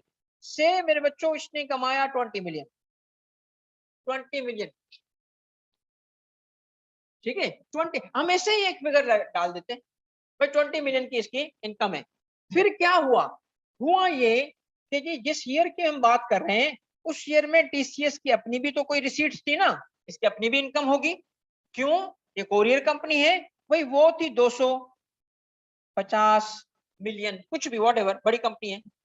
और ये आईटी एक्सपर्ट है, इसकी भी कोई इनकम होगी, से इसकी इनकम थी कोई 35 मिलियन वॉट एवर। अब मैं आपसे पूछता हूं, लुकिंग एट दिस चार्ट, और टैक्स ईयर भी कोई था, ये जो ट्रांजैक्शन हुई किसी जुलाई टू जून के पीरियड में हुई होगी। अब हम आज नहीं तो अगली क्लास में सीख लेंगे कि टैक्स ईयर का भी नाम होता है। ये टैक्स ईयर था, से फॉर एग्जांपल बता रहा हूं, टैक्स ईयर 2014, कोई भी ईयर ले लें, पिछला ईयर ले लेते हैं, ये टैक्स ईयर 2014 था। इस वक्त हर टैक्स ईयर का नाम होता है बेटा, तो टैक्स ईयर 2014 अगर था, मैं आपसे पूछता हूं इस ईयर में आपको कितने परसेंट स्टार्ट में नजर आ रहे हैं, तीन, तीन, तीन, तीन, तीन, तीसरा परसेंट ढूंढो, इस चार्ट में देख के बताओ कितने आदमी थे, सरदार तीन, सरदार तीन कौन से, एक कंपनी, कंपनी, ये देखो भाई कंपनी है, पर्सन है, सर जी कंपनी है, नंबर 3 कंपनी है, yes company is a person, ये स्टेटस है, इनमें गुजारना पड़ेगा हमें इसको। क्या कंपनी पर्सन है कौन सी, नंबर 3, नंबर 3 यहाँ वाली टैक्स की कंपनी, ठीक है, ओके। सेकंड सरदार दूसरा बंदा कौन है, इंडिविजुअल, ए इज इंडिविजुअल, तो सरदार तीसरा कौन, no, AOP, there is AOP hidden there, समझ आई, एक ऐसा पर्सन जिसका नाम ही नहीं है, एक ऐसा पर्सन जिसकी बिजनेस प्रेमिसेस नहीं है, there is AOP hidden there, अब ये जब इस साल टैक्स ईयर कौन सा था 14, टैक्स ईयर 14 में कितनी कंप्यूटेशन हुई? कौन सी? एक कंपनी की जिसपे एक कंपनी की जिसके मुताबिक टीसीएस ने इस पे टैक्स दिया होगा, दूसरी इंडिविजुअल की जिसके मुताबिक ए ने, और इसके अलावा ये सरदार जो 20 मिलियन है ना, इस पे दोनों ने टैक्स दिया होगा। ये इनकम क्या है? ज्वाइंटली कमाई गई, तो टैक्स भी क्या होगी? ज्वाइंटली होगी। जो इनकम ज्वाइंटली कमाई जाएगी उसको, अरे बेटा ये देखना सुनना, जो इनकम ज्वाइंटली कमाई जाएगी वो पक्की बात है ना। तो इनकम अगर ज्वाइंटली कमाई गई है और उसको टैक्स भी कैसे करना है? ज्वाइंट करना है, तो हमें चाहिए बंदे दा पुत्र, पर्सन। हमें तो बंदा चाहिए जिसको टैक्स कर सके, क्योंकि प्री कंडीशन है पर्सन होना, है कि नहीं? तो लॉ ने एक बंदा क्रिएट कर दिया, कौन सा? एओपी। उसको क्या नाम दिया? एओपी। क्यों पैदा हुआ? ताकि ज्वाइंट इनकम को ज्वाइंट टैक्स किया जा सके। फिर क्या हुआ? एक टैक्स रिटर्न कंप्यूटेशन जिसको कहते हैं बेटा, 20 मिलियन की हुई। आता हूं बेटा आपकी तरफ, 20 मिलियन की हुई जिसपे दोनों ने टैक्स दिया। अब आगे मुझे पता है क्या सवाल आने वाला है, इससे पहले ही मैं आपको जवाब दे देता हूं, नहीं तो बेटा सवाल करना। अब क्या हुआ? टैक्स लगा, 20 मिलियन पे टैक्स लगा ना। 20 मिलियन के टैक्स के बाद जो आफ्टर टैक्स प्रॉफिट इसके पास गया, जो आफ्टर टैक्स प्रॉफिट इसके पास किया, इनकम टैक्स ने कहा इसको अब टैक्स नहीं करें, टैक्स नहीं करें। आफ्टर टैक्स प्रॉफिट जब मेंबर को मिलता है उसको टैक्स नहीं करता। पहले टैक्स हो चुका ना, कहाँ टैक्स हुआ? एओपी के बाद। अब इसकी तफसील इस वक्त के लिए रेलेवेंट नहीं है, हम बहुत आगे चले। अभी सिर्फ क्या सीखा? एओपी है क्या, उसको टैक्स कैसे करते हैं, ये आगे बहुत आगे चल के हम कवर करेंगे, इसको अभी हम कवर नहीं करेंगे। इनकम कितनी होगी, टैक्स कैसे होगी, एग्जेम्पशन कौन सी होगी, ये बात की कहानी है। मुझे रिपीट करने दें। दूसरा पर्सन किसको कहते हैं? Association of person, AOP. बिल्कुल सही। एओपी में असल चीज क्या है? ज्वाइंट अर्न की गई इनकम को ज्वाइंट टैक्स करना चाहता है। क्या एओपी के लिए one time transaction, just one time transaction, एक दिन की 15 मिनट की ट्रांजेक्शन, क्या एओपी क्रिएट कर सकती है? उस हद तक एओपी बन गई।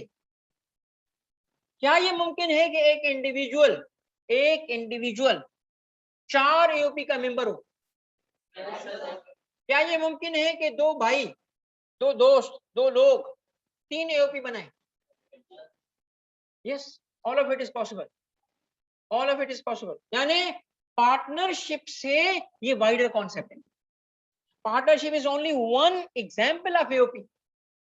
यहां पार्टनरशिप वाले लवाजमात ना भी हो तभी एओपी क्रिएट हो जाएगी। यस, 2 होना लाजमी है, वरना तो नहीं होगा ना। अब देखिए एक बात बेटा, 2 कंपनी भी हो सकती है। सुनना मेरी बात बेटा, थोड़ी तवज्जो चाहिए, बड़ा इंपॉर्टेंट कॉन्सेप्ट एक्सप्लेन हो रहा है आपका। ठीक है, अगर मैं मिसाल दूं आपको, भाई देखो, एक दूसरा एओपी क्रिएट कर देता हूं। सेकंड एग्जांपल है ये है एओपी की दूसरी एग्जांपल, राइट। हमारे पास एओपी में इस दफा इंडिविजुअल है और दूसरा भी इंडिविजुअल है। इसकी अपनी सेपरेट इनकम भी है और वो है 10, इसकी कोई सेपरेट इनकम नहीं है, ऐसा भी तो हो सकता है। और दोनों ने जो एओपी बनाई उसकी इनकम है 30, मिलियंस में ले लो। मैं जब फिगर लिखूं ना 100 तो मिलियंस में लिया करो, ठीक है। अब ये है 30 मिलियन इसकी इनकम है। आपके सामने कितने पर्सन है? अभी भी 3 है। बंदे तो 3 है ना, पर्सन तो 3 है ना। कौन से?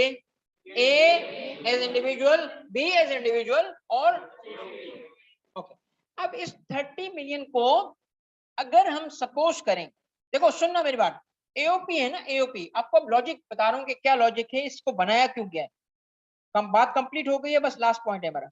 इसको टैक्स करने का तरीका क्या था कि एक ज्वाइंटली इसको टैक्स किया गया, यानी अमाउंट को तोड़ा नहीं किया, ज्वाइंटली टैक्स किया गया ए और बी के हैंड्स में, ए और बी को नया बंदा बना के, नया कॉन्सेप्ट देके। तो आपका वो जो पुराना कॉन्सेप्ट था पार्टनरशिप सेपरेट लीगल एंटिटी नहीं होती, ये तो तोड़ दिया टैक्स, क्योंकि टैक्स में पार्टनरशिप सेपरेट लीगल एंटिटी होती है। बिकॉज द मोमेंट उसको पर्सन बोला तो क्या बन गया, separate legal entity. Tax purpose के लिए पार्टनरशिप भी सेपरेट लीगल एंटिटी है, टैक्स पर्पस के लिए, ठीक है। तो पार्टनर पर्सन बन गया ना। अब हमने क्या किया, एक नया पर्सन बना दिया, उस पर 30 मिलियन टैक्स हो गए।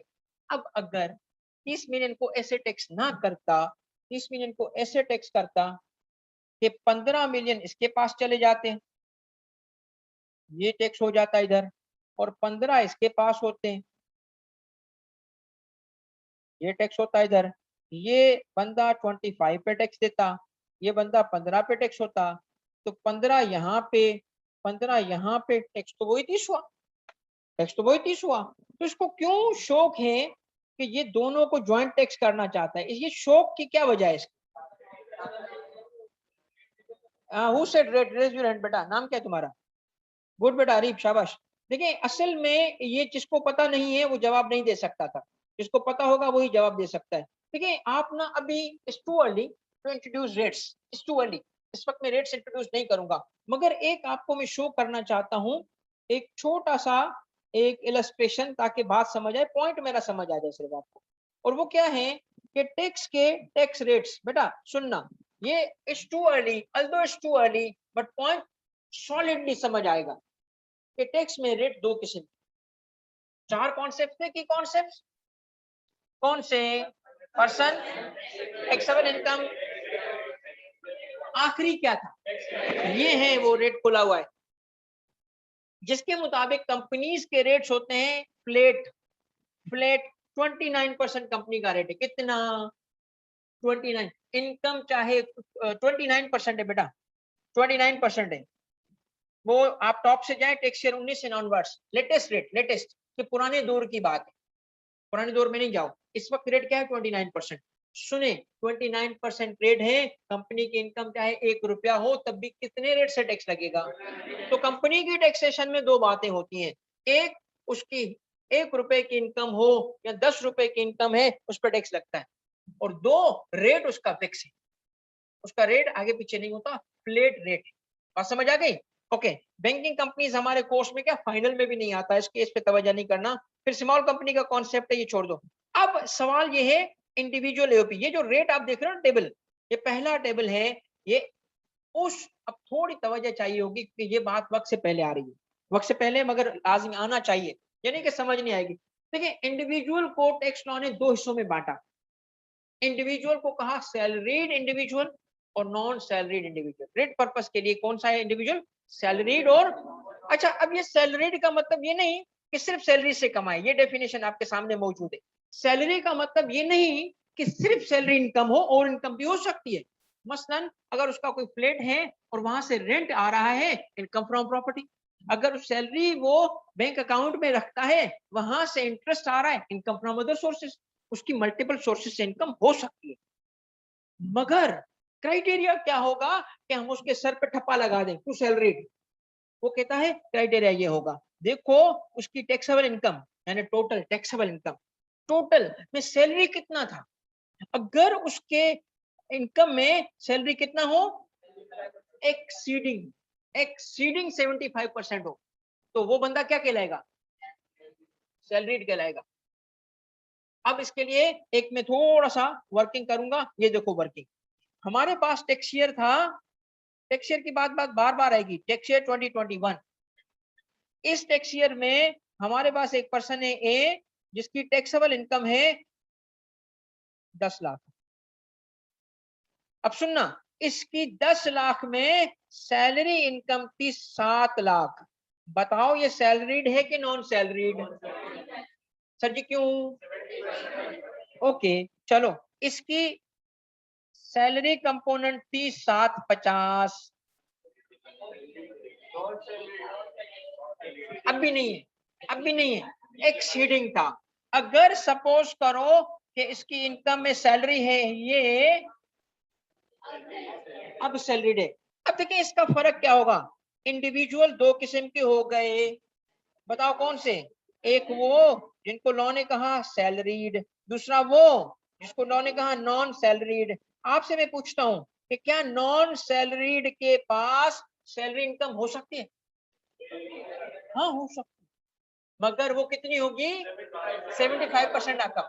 ठीक है, अब ये पता है आपको, पता है क्यों उसने क्लासिफिकेशन की, अहमद रजा गोरी, बेटा आपको यही चीज मैं एक्सप्लेन की कि जिसकी, सुनना बेटा, जिसकी ये देख लो, बल्कि ये चीज ये है सैलरीड पर्सन, जिसकी टैक्सेबल इनकम में क्या हो, सैलरी का कंपोनेंट कितना हो, 75% से एक्सीडिंग हो, कि याद कर लो इस बात को, वो बंदा क्या हो जाएगा,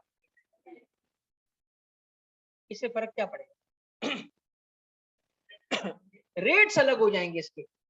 this distinction is only for tax rate purposes. सुने बच्चों, बस ये देख लो बेटा, फिर आप सवाल करना। टैक्स रेट पर्पस, ये टेबल कब अप्लाई करेगा, जब बंदा कौन होगा। आपको परेशान इसलिए नहीं होना कि टैक्स रेट्स गिवन होते हैं, पेपर में गिवन होते हैं, आपकी बुक में भी गिवन है, पेपर में भी गिवन होते हैं, तो you don't have to worry, सिर्फ उसको अप्लाई करना सीख लो।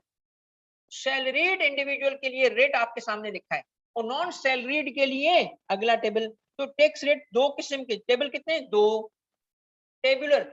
आपसे मैं दोबारा पूछता हूँ, इंडिविजुअल से पहले मैंने किस पर्सन की बात की थी, कंपनी की, उसका रेट क्या है, क्या टेबुलर रेट है या फ्लैट है, और वो कितना था, क्या वो चेंज होता है, क्या वो प्रोग्रेसिव था, इनकम बढ़ने से रेट बढ़ता है, मगर इंडिविजुअल का रेट टेबुलर है, इनकम बढ़ने से रेट बढ़ेगा। और वो टेबल है दो, कितने टेबल हैं, दो। अब समझ आई हमने डिस्टिंक्शन क्यों की, सैलरीड बनेगा पहला टेबल, नॉन सैलरीड बनेगा दूसरा टेबल। आई समझ, जिसकी इनकम में सैलरी का कंपोनेंट 75% से कम हो, 75% या उससे कम हो। अभी मैंने जो मिसाल दी थी बेटा यही थी, ये देखो, ये मैं कोई टेंशन नहीं बेटा, ये देखो यहाँ टोटल टैक्सेबल इनकम क्या थी, 10 ना। अगर सैलरी इसकी ये है, ये नॉन सैलरीड है, नॉन सैलरीड का ये मतलब नहीं है कि उसकी इनकम सैलरी से नहीं है, इसका मतलब क्या है कि जिसकी टैक्सेबल इनकम में सैलरी 75% से ज्यादा कंपोनेंट होगा वो सैलरीड कहलाएगा, वरना नॉन सैलरीड होगा। मगर सैलरी इनकम कमा सकता है, ये समझ आई आपको।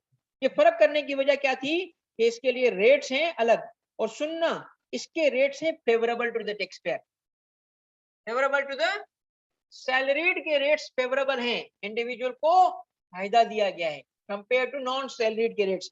अब ये एक बात आपको कंपेयर करा के दिखाता हूं, ये देखो पहला नंबर 1 सीरियल, इसको स्लेब कहते हैं, स्लेब, स्लेब्स, ये ना लाइंस जो होती है ना, रोज, ये स्लेब कहलाती हैं, स्लेब 1, स्लेब 2, स्लेब 3। स्लेब 1 पे रेट कितना है, 0% है, पक्की बात है, और इनकम कितनी है, इसका मतलब क्या निकला, अगर आपकी इनकम 6 लाख नहीं है या उससे कम है तो बल्ले बल्ले, भंगड़ा पार्टी, क्यों, टैक्स ही नहीं है, नो टैक्स। ठीक है, मगर हम चाहेंगे कि हम पे टैक्स बने, क्यों, इसलिए नहीं कि टैक्स देने का शौक है, इसलिए कि इनकम ज्यादा हो, इनकम चाहिए हमें, कौन 6 लाख में रुकेगा यार, 6 लाख में क्या होता है आजकल। तो ये बात आपने देखी। अब यहाँ देखो नेक्स्ट टेबल में, ये क्या हो गई, ये तो खुला तजाद नहीं है भाई, उधर 6 लाख इधर, तो कौन सा टेबल फेवरेबल है, किसको फायदा दिया। अब सैलरीड बनने के लिए क्या रिक्वायरमेंट है, 6 लाख, समझ आ गई, नहीं, सैलरीड बनने के लिए टैक्सेबल इनकम में एक्सीडिंग 75% सैलरी हो तो, समझ आ गई। अच्छा आप सुने, जो टेबल नॉन सैलरीड का होगा, जो आपके सामने खुला हुआ है, यही किसके लिए भी होगा, कंपनी के लिए कैसे हो सकता है, आई बात समझ। अब आप रेट पढ़ चुके हो, पता है आपको, इसके अलावा एक पॉइंट नहीं आएगा, टैक्स रेट का टॉपिक ही पढ़ लिया आपने ऐसे ही मजाक मजाक में। आपको पता है टैक्स रेट कितने, 3% है ना, 3 है ना, 2 है बस। पहला रेट कंपनी का है कितना, उसमें कुछ भी नहीं पढ़ना। अच्छा इसमें 4 लाख था, 6 लाख था, कंपनी के कितने लाख था, 9 लाख। क्यों, उसमें हर अमाउंट टैक्सेबल है, उसकी लिमिट नहीं है टैक्सेबिलिटी की। कंपनी जो कमाएगी उसको 29% टैक्स देना है। ये बात समझ आई? अच्छा, उसके बाद इंडिविजुअल रेट पर्पस के लिए दो कैटेगरीज, सैलरी और ये फैसला कैसे करेंगे हम? Taxable income, the word is taxable income. Taxable income पे कंपेयर करेंगे, एक्सीडिंग 75% है तो, वरना टैक्सेबल अगर सैलरीड बना तो ये वाला टेबल 6 लाख वाला, और नहीं बना तो, और ये 4 लाख वाला टेबल किस पे अप्लाई करेगा? अच्छा, आप देखिए, आप थोड़ा आखिरी पॉइंट देख लो, इनकम बढ़ने से रेट बढ़े, ये तरीका हम बाद में सीखेंगे। रेट को देखो 15, 70, ये रेट देखो, रेट देख रहे हो 30%, ठीक है, और ये देखो 35%। वाह, मैं तो खुश हो गया, टैक्स वाला हूं ना, खुद देने का होता हूं इतना। ओके, उसके बाद तो इसका मतलब पता है क्या है, ये रेट्स अमाउंट बढ़ने से बढ़े बढ़े, तो इंडिविजुअल और एओपी का रेट प्रोग्रेसिव है, करेक्ट कि इनकरेक्ट? ट्रू और फॉल्स? ट्रू। अमाउंट बढ़ेगा तो रेट है। तो मुझे एक बात बताओ, इस कॉन्सेप्ट को लाओ, अप्लाई करो मेरी इस एग्जांपल पे। मैंने क्या कहा था? 30 को मिला के टैक्स करना और तोड़ के टैक्स करना बराबर क्यों नहीं है? अगर मिला के टैक्स करोगे तो हायर रेट में चला जाएगा, स्लेब रेट ऊपर हो जाएगा, तोड़ के टैक्स करोगे तो पक्की बात है ऐसा होगा कि नहीं होगा? क्योंकि प्रोग्रेसिव नहीं होगा ना, कम रेट होंगे। अब सुनो, आमतौर पे कुछ लोग क्या करते हैं, ये चीजें मैं इसलिए सिखा रहा हूँ, इसलिए नहीं, ये जो जो लोग होते हैं टैक्स कैसे बचाते हैं, टैक्स बचाने के दो तरीके कार होते हैं, एक लीगल एक इलीगल। लीगल को कहते हैं टैक्स अवॉइडेंस, टैक्स अवॉइडेंस, और इलीगल को कहते हैं टैक्स इवेजन। अभी मैं एक एग्जांपल दे रहा हूं आपको, ये इसलिए नहीं कि तुम भी ये करो, इसलिए बता रहा हूं कैसा होता है। देखिए, एक बंदे ने अपने, सुनिएगा, अपने बिजनेस को एज एओपी कर रहा था, पार्टनरशिप पे कर रहा था, और जो प्रॉफिट उसे वहां मिलता हाई रेट पे टैक्स हो जा। उसने क्या किया, अपने सारे घर वालों को वहां एम्प्लॉयमेंट दिला दी नकली, वो जाते ही नहीं है, उनके नाम पे सैलरी आ रही है किसी के नाम पे। और ये काम सिर्फ पार्टनरशिप में नहीं होता, ये एओपी में हो के अलावा इंडिविजुअल में भी होगा, कंपनी में भी किया जा सकता है। और ये ऐसा करते हैं कि जी आपकी बिजनेस इनकम है, उसमें जी कौन है, सारे घर वाले जॉब कर रहे हैं। अच्छा, जॉब क्या कर रहे होते हैं? कुछ भी नहीं, और उनको पैसे जा रहे हैं और वो एक्सपेंस बुक हो रहा है। अगर इस तरह घर वालों को भी एम्प्लॉयमेंट के जरिए पैसे मिले, टैक्स तो फिर भी हो रहे हैं ना भाई, सैलरी जा रही है, टैक्स तो दे रहे होंगे, मगर कम रेट पे। अगर कंपनी ये हरकत करेगी तो कंपनी की ये अमाउंट, मिसाल देता हूं, एक कंपनी हमने बनाई और उस कंपनी में हमने एक दोस्त को बराए नाम या किसी घर वाले को बराए नाम एम्प्लॉय बना दिया, और उसको हमने साल की वहां से 30 लाख रुपए दिला दिए, जो हमें खुद को ही मिले। और वही 30 लाख रुपए जब इंडिविजुअल को मिले, टैक्स तो होंगे ना, किस रेट से टैक्स होंगे? कम रेट से, कम रेट से, क्योंकि वो टूट के अमाउंट। और अगर 30 लाख रुपए भी हमें लगता है कि नहीं नहीं 30 लाख रुपए भी ज्यादा रेट पे जा रहे हैं, तो हम क्या करेंगे, बजाय एक को रखने के 3 को रख दिया, और वो क्या कर दिया उसको, नहीं 10-10 लाख रुपए टैक्स तो देना पड़ा ना, फिर हमने कहा इस पे भी क्यों टैक्स दें, 8 रख लिए, सबको 6 लाख से कम पैसे दिए, टैक्स ही नहीं आया। आई बात समझ? आई समझ? ये this is what is being done, ऐसे होता है, तुम नहीं करना।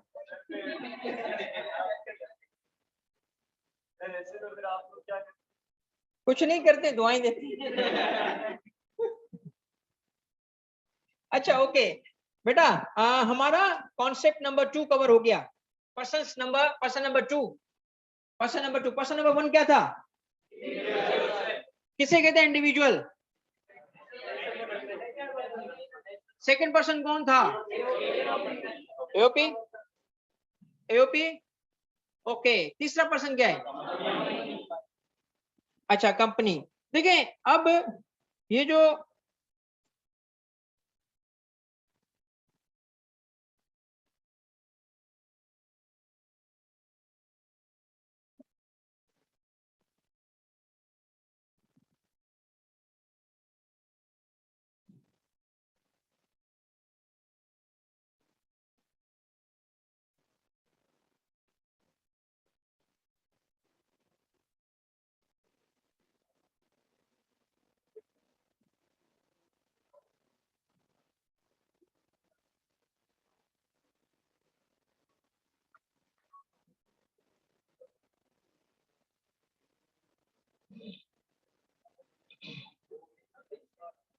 अच्छा बेटा ये देखें,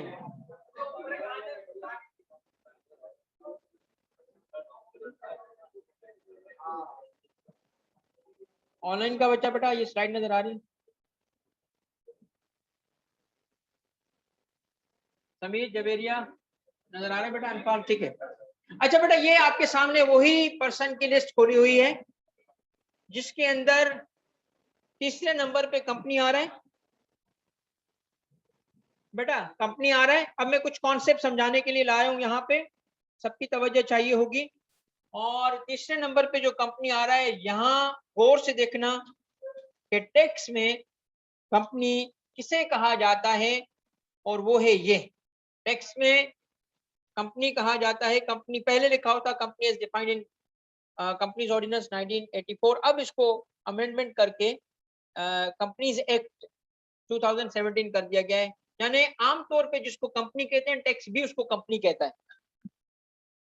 उसके बाद बॉडी कॉर्पोरेट आता है। बॉडी कॉर्पोरेट का कॉन्सेप्ट जो है वो भी कंपनी से लिंक है, सेपरेट लीगल एंटिटी को कहते हैं कि वो कंपनीज है जो किसी स्पेशल लॉ के तहत बनती। मुदारबा इस्लामिक कंपनी को कहते हैं, और मुदारबा कंपनीज ऑर्डिनेंस 1980 हमारे मुल्क में एक लॉ है। जो कंपनीज ऑर्डिनेंस है, कंपनी का लॉ है, उसका नाम है मुदारबा। मुदारबा दो मीनिंग्स कैरी करता है, एक इस्लामिक ट्रांजैक्शन, एक इस्लामिक एंटिटी। 1980 में इस्लामाइजेशन ऑफ लॉस किया गया था, और उस शौक में कंपनियों को भी कलमा पढ़ाया गया और कहा गया कि जी जब कंपनी बने उसके कान में आजान दो। और वो आजान कैसे देंगे? मुदारबा बना के। Basically it's nothing but Islamic company. अब इसमें फर्क क्या है? ये वो ट्रांजेक्शन्स नहीं कर सकते जो गैर इस्लामी हो, गैर शरई हो। मसलन इंटरेस्ट में ये डील नहीं कर सकते, इस वजह से इसको मुदारबा कहा गया। उसके बाद है बॉडी इनकॉर्पोरेटेड बाय और under law of a country जो आउटसाइड पाकिस्तान हो, मगर relating to incorporation of companies. Number 4 पे फॉरेन कंपनीज आ गई। फॉरेन कंपनीज, यहाँ जो डिस्क्रिप्शन लिखी है वो डिस्क्रिप्शन की समरी क्या है कि फॉरेन कंपनी को भी पाकिस्तान में कंपनी माना गया है। इसके बाद आता है cooperative society, finance society, other societies, non profit organisation, trust, यहां तक के ट्रस्ट और एंटिटी और body of person establish constitution by under law. Foreign association से सुनना बेटा, थोड़ी तवज्जो, ये पढ़ा नहीं रहा बेटा, ये कोई चीज एक्सप्लेन नहीं कर रहा, मैं किसी कॉन्सेप्ट के लिए ला रहा हूँ, सिर्फ इंट्रोड्यूस कर रहा हूँ अभी। फॉरेन एसोसिएशन कोई जरूरत नहीं लिखने की बेटा, सुन लो बस। फॉरेन एसोसिएशन है, मगर कौन सी? जिसको एफबीआर ने कंपनी डिक्लेयर किया हो। ये देखो, ये दो गवर्नमेंट्स हैं, गवर्नमेंट्स हैं, मगर टैक्स ने इसको क्या बना दिया? कौन सी गवर्नमेंट्स हैं? और आखिरी क्या है? टैक्स का एक कॉन्सेप्ट है। अब यहां से मुझे स्लाइड आगे लाने की वजह ये थी, इस वक्त मैं स्लाइड को लाया इसलिए था कि कैसे कॉन्सेप्ट बताना चाहता हूं जिस कॉन्सेप्ट का जो ताल्लुक है वो हमारी करंट टॉपिक से। और वो क्या है कि कितनी एंटिटीज है, कॉन्सेप्ट काउंट करोगे तो ये 1 2 3 4 5 6 7 8 9 10 11 11, जी बेटा 11 एंटिटीज, सॉरी ये टैक्स की कंपनीज है। All of them are tax companies. इसका मतलब क्या हुआ? ये 11 एंटिटीज हैं, और 11 एंटिटीज में अब देखना ये बॉक्स जिस पे लग रहा है, ये बॉक्स उस पे लग रहा है जो इन रियल लाइफ भी कॉर्पोरेट एंटिटीज हैं। ये रियल लाइफ में भी कॉर्पोरेट हैं, ये रियल लाइफ में भी कंपनीज हैं। और ये जो शेड लगा रहा हूं, शेड देखो, शेड देखो, ये जो शेड लगा रहा हूं, यहां पॉसिबल है कंपनी का आना, यानी यहाँ कंपनी भी आ सकती है और स्ट्रक्चर भी आ सकता है, मगर कंपनी भी आ सकती है। और जहां पे, रुक जाओ बेटा, जहां पे मैंने शेड नहीं लगाया, जहां पे मैंने शेड नहीं लगाया, ये नंबर 1, नंबर 2, नंबर 3, नंबर 4, ये नॉन कॉर्पोरेट ऑर्गेनाइजेशन है। इन रियल लाइफ वो कंपनी नहीं है। टैक्स लॉ ने इसका मतलब है दो किस्म की एंटिटी को कंपनी बनाया। बताओ कौन सी? जो रियल में भी कंपनी है, और जो रियल में कंपनी, नॉन कॉर्पोरेट एंटिटी को भी टैक्स लॉ कंपनी बोलता है। इसका मतलब टैक्स लॉ का कॉन्सेप्ट कंपनी का मच वाइडर है then companies act. Companies act जिसको कंपनी बोलता है, हमारे यहाँ 11 में से एक है वो, 11 में से एक में, यानी 10 एंटिटीज और है हमारे पास। इसका मतलब सुनिए, अब तवज्जो करें। अब मैं आ गया हूं, मैंने 3% को कैटेगरी ए बोला था,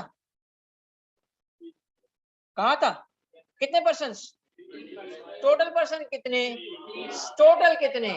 7 को मैंने 2 कैटेगरी में बांटा। कौन सी? ए और बी।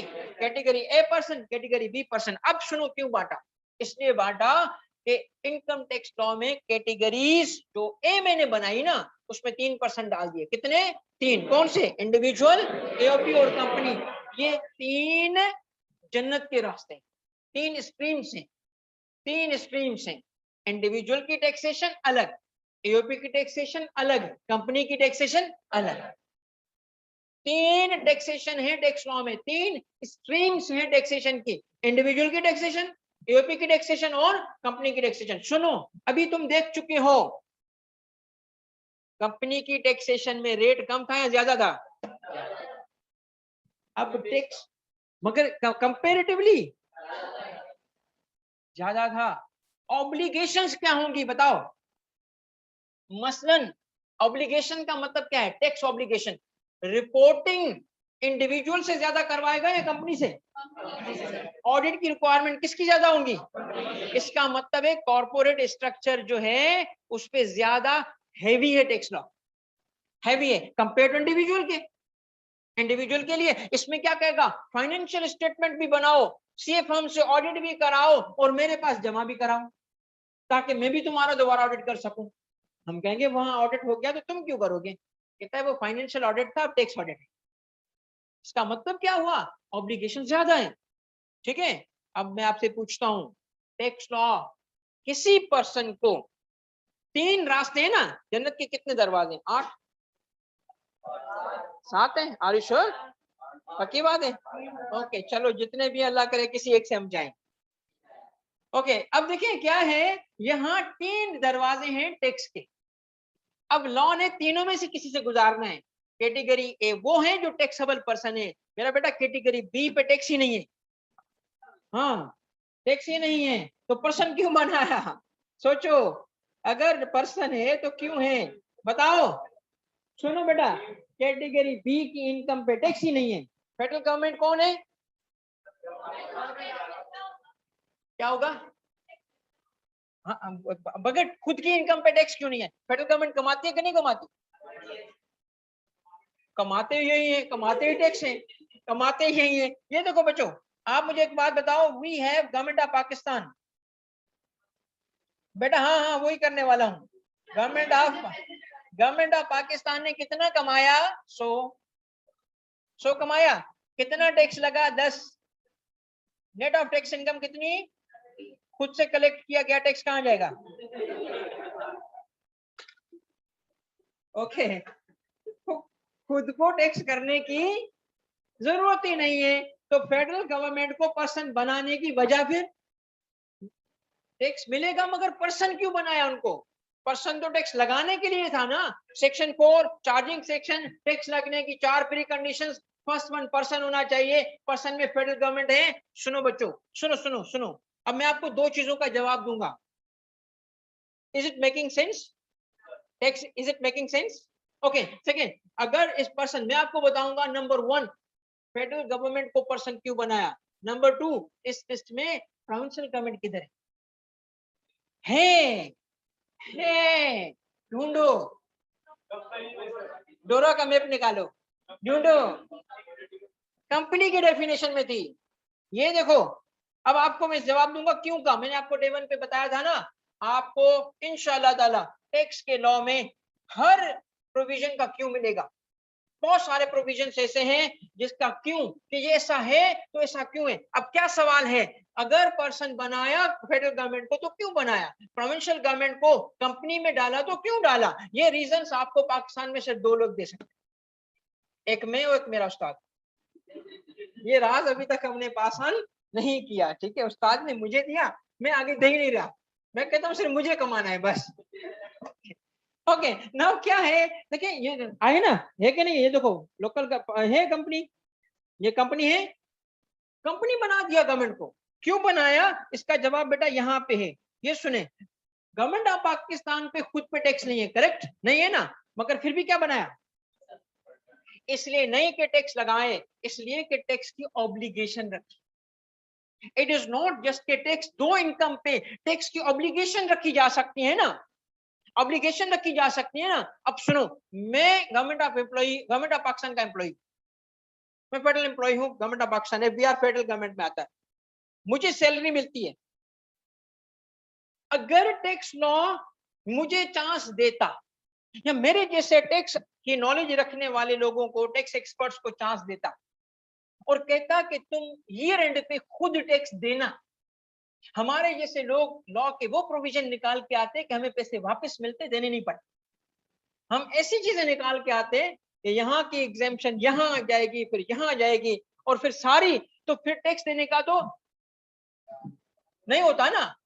हमें उसने चांस ही नहीं दिया, इनकम टैक्स लॉ ने मुझे चांस ही नहीं दिया कि मैं टैक्स बचा सकूं। मैं दुनिया भर का टैक्स बचा सकता हूं, अल्हम्दुलिल्लाह इतनी नॉलेज है, मगर अपना नहीं बचा सकता। क्यों नहीं बचा सकता? एम्प्लॉई हूं, मेरे एक सोर्स सैलरी में से मुझे जब पैसे मिलते हैं ना, अकाउंट में आते हैं ना, उसमें से पहले ही वो काट चुका होता है मेरा हिस्सा। भाई अब मैं क्या करूं, कुछ नहीं कर सकता। तो ये कौन, किसने किया? गवर्नमेंट। कौन सी? Federal government. अब अगर पर्सन ना बनाता, फेडरल गवर्नमेंट को किसने कहा मैं फेडरल गवर्नमेंट पे केस फाइल कर दूंगा, मैं जाऊंगा फेडरल गवर्नमेंट पे केस फाइल करूंगा हाई कोर्ट में, मेरे पैसे छीने हुए इसने, मेरा पैसा क्यों 30% फला परसेंट टैक्स, इसने इतने लाख रुपए मेरी सैलरी रोक लिए, मुझे दिलाओ। तो क्या बोलेंगे? तुम्हारा इनकम टैक्स पे किया इसने। तो फेडरल गवर्नमेंट को किसने कहा कि ये काम करोगे? इस कानून ने, लॉ ने, इनकम टैक्स ऑर्डिनेंस ने इसको कहा। सेक्शन 149 है जो कहता है every employer will deduct tax अपने एम्प्लॉय की सैलरी में से। तो फेडरल गवर्नमेंट पर्सन ना होता, ये ऑब्लिगेशन होती उस पे। This is the logic, this is the logic कि उसको पर्सन बनाया ताकि उसको काम दिया जा सके, ताकि उस पर ऑब्लिगेशन रखी जा सके कि फेडरल गवर्नमेंट तुमने तो टैक्स नहीं देना, मगर तुम्हें काम दे रहा हूं। क्या कानून उसको काम दे रहा है? क्या दे रहा है? अपने एम्प्लॉइज की सैलरी में से। ओके, अब आते हैं दूसरे सवाल की तरफ। दूसरा सवाल, इसको बस के बाद दूसरा सवाल बेटा ये है, प्रोविंशियल गवर्नमेंट को और लोकल गवर्नमेंट को कंपनी क्यों बनाया?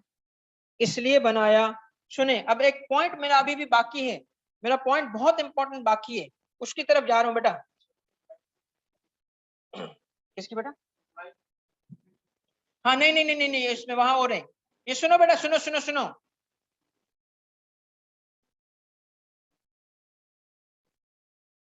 कॉन्स्टिट्यूशन ऑफ पाकिस्तान के मुताबिक, कॉन्स्टिट्यूशन ऑफ पाकिस्तान के मुताबिक फेडरल गवर्नमेंट की इनकम पे टैक्स नहीं है, no tax on income and property. ये तो बात आपने पढ़ ली। अब सुने, प्रोविंशियल गवर्नमेंट, प्रोविंशियल और लोकल गवर्नमेंट दोनों के लिए बात है, इनके लिए भी ये बात मौजूद है। प्रोविंशियल और लोकल गवर्नमेंट के लिए भी ये बात अप्लाई करती है। कौन सी? कि प्रोविंशियल गवर्नमेंट की इनकम पे भी टैक्स नहीं है, मगर इसके लिए कंडीशन है, इसके लिए कंडीशन है। कंडीशन क्या है?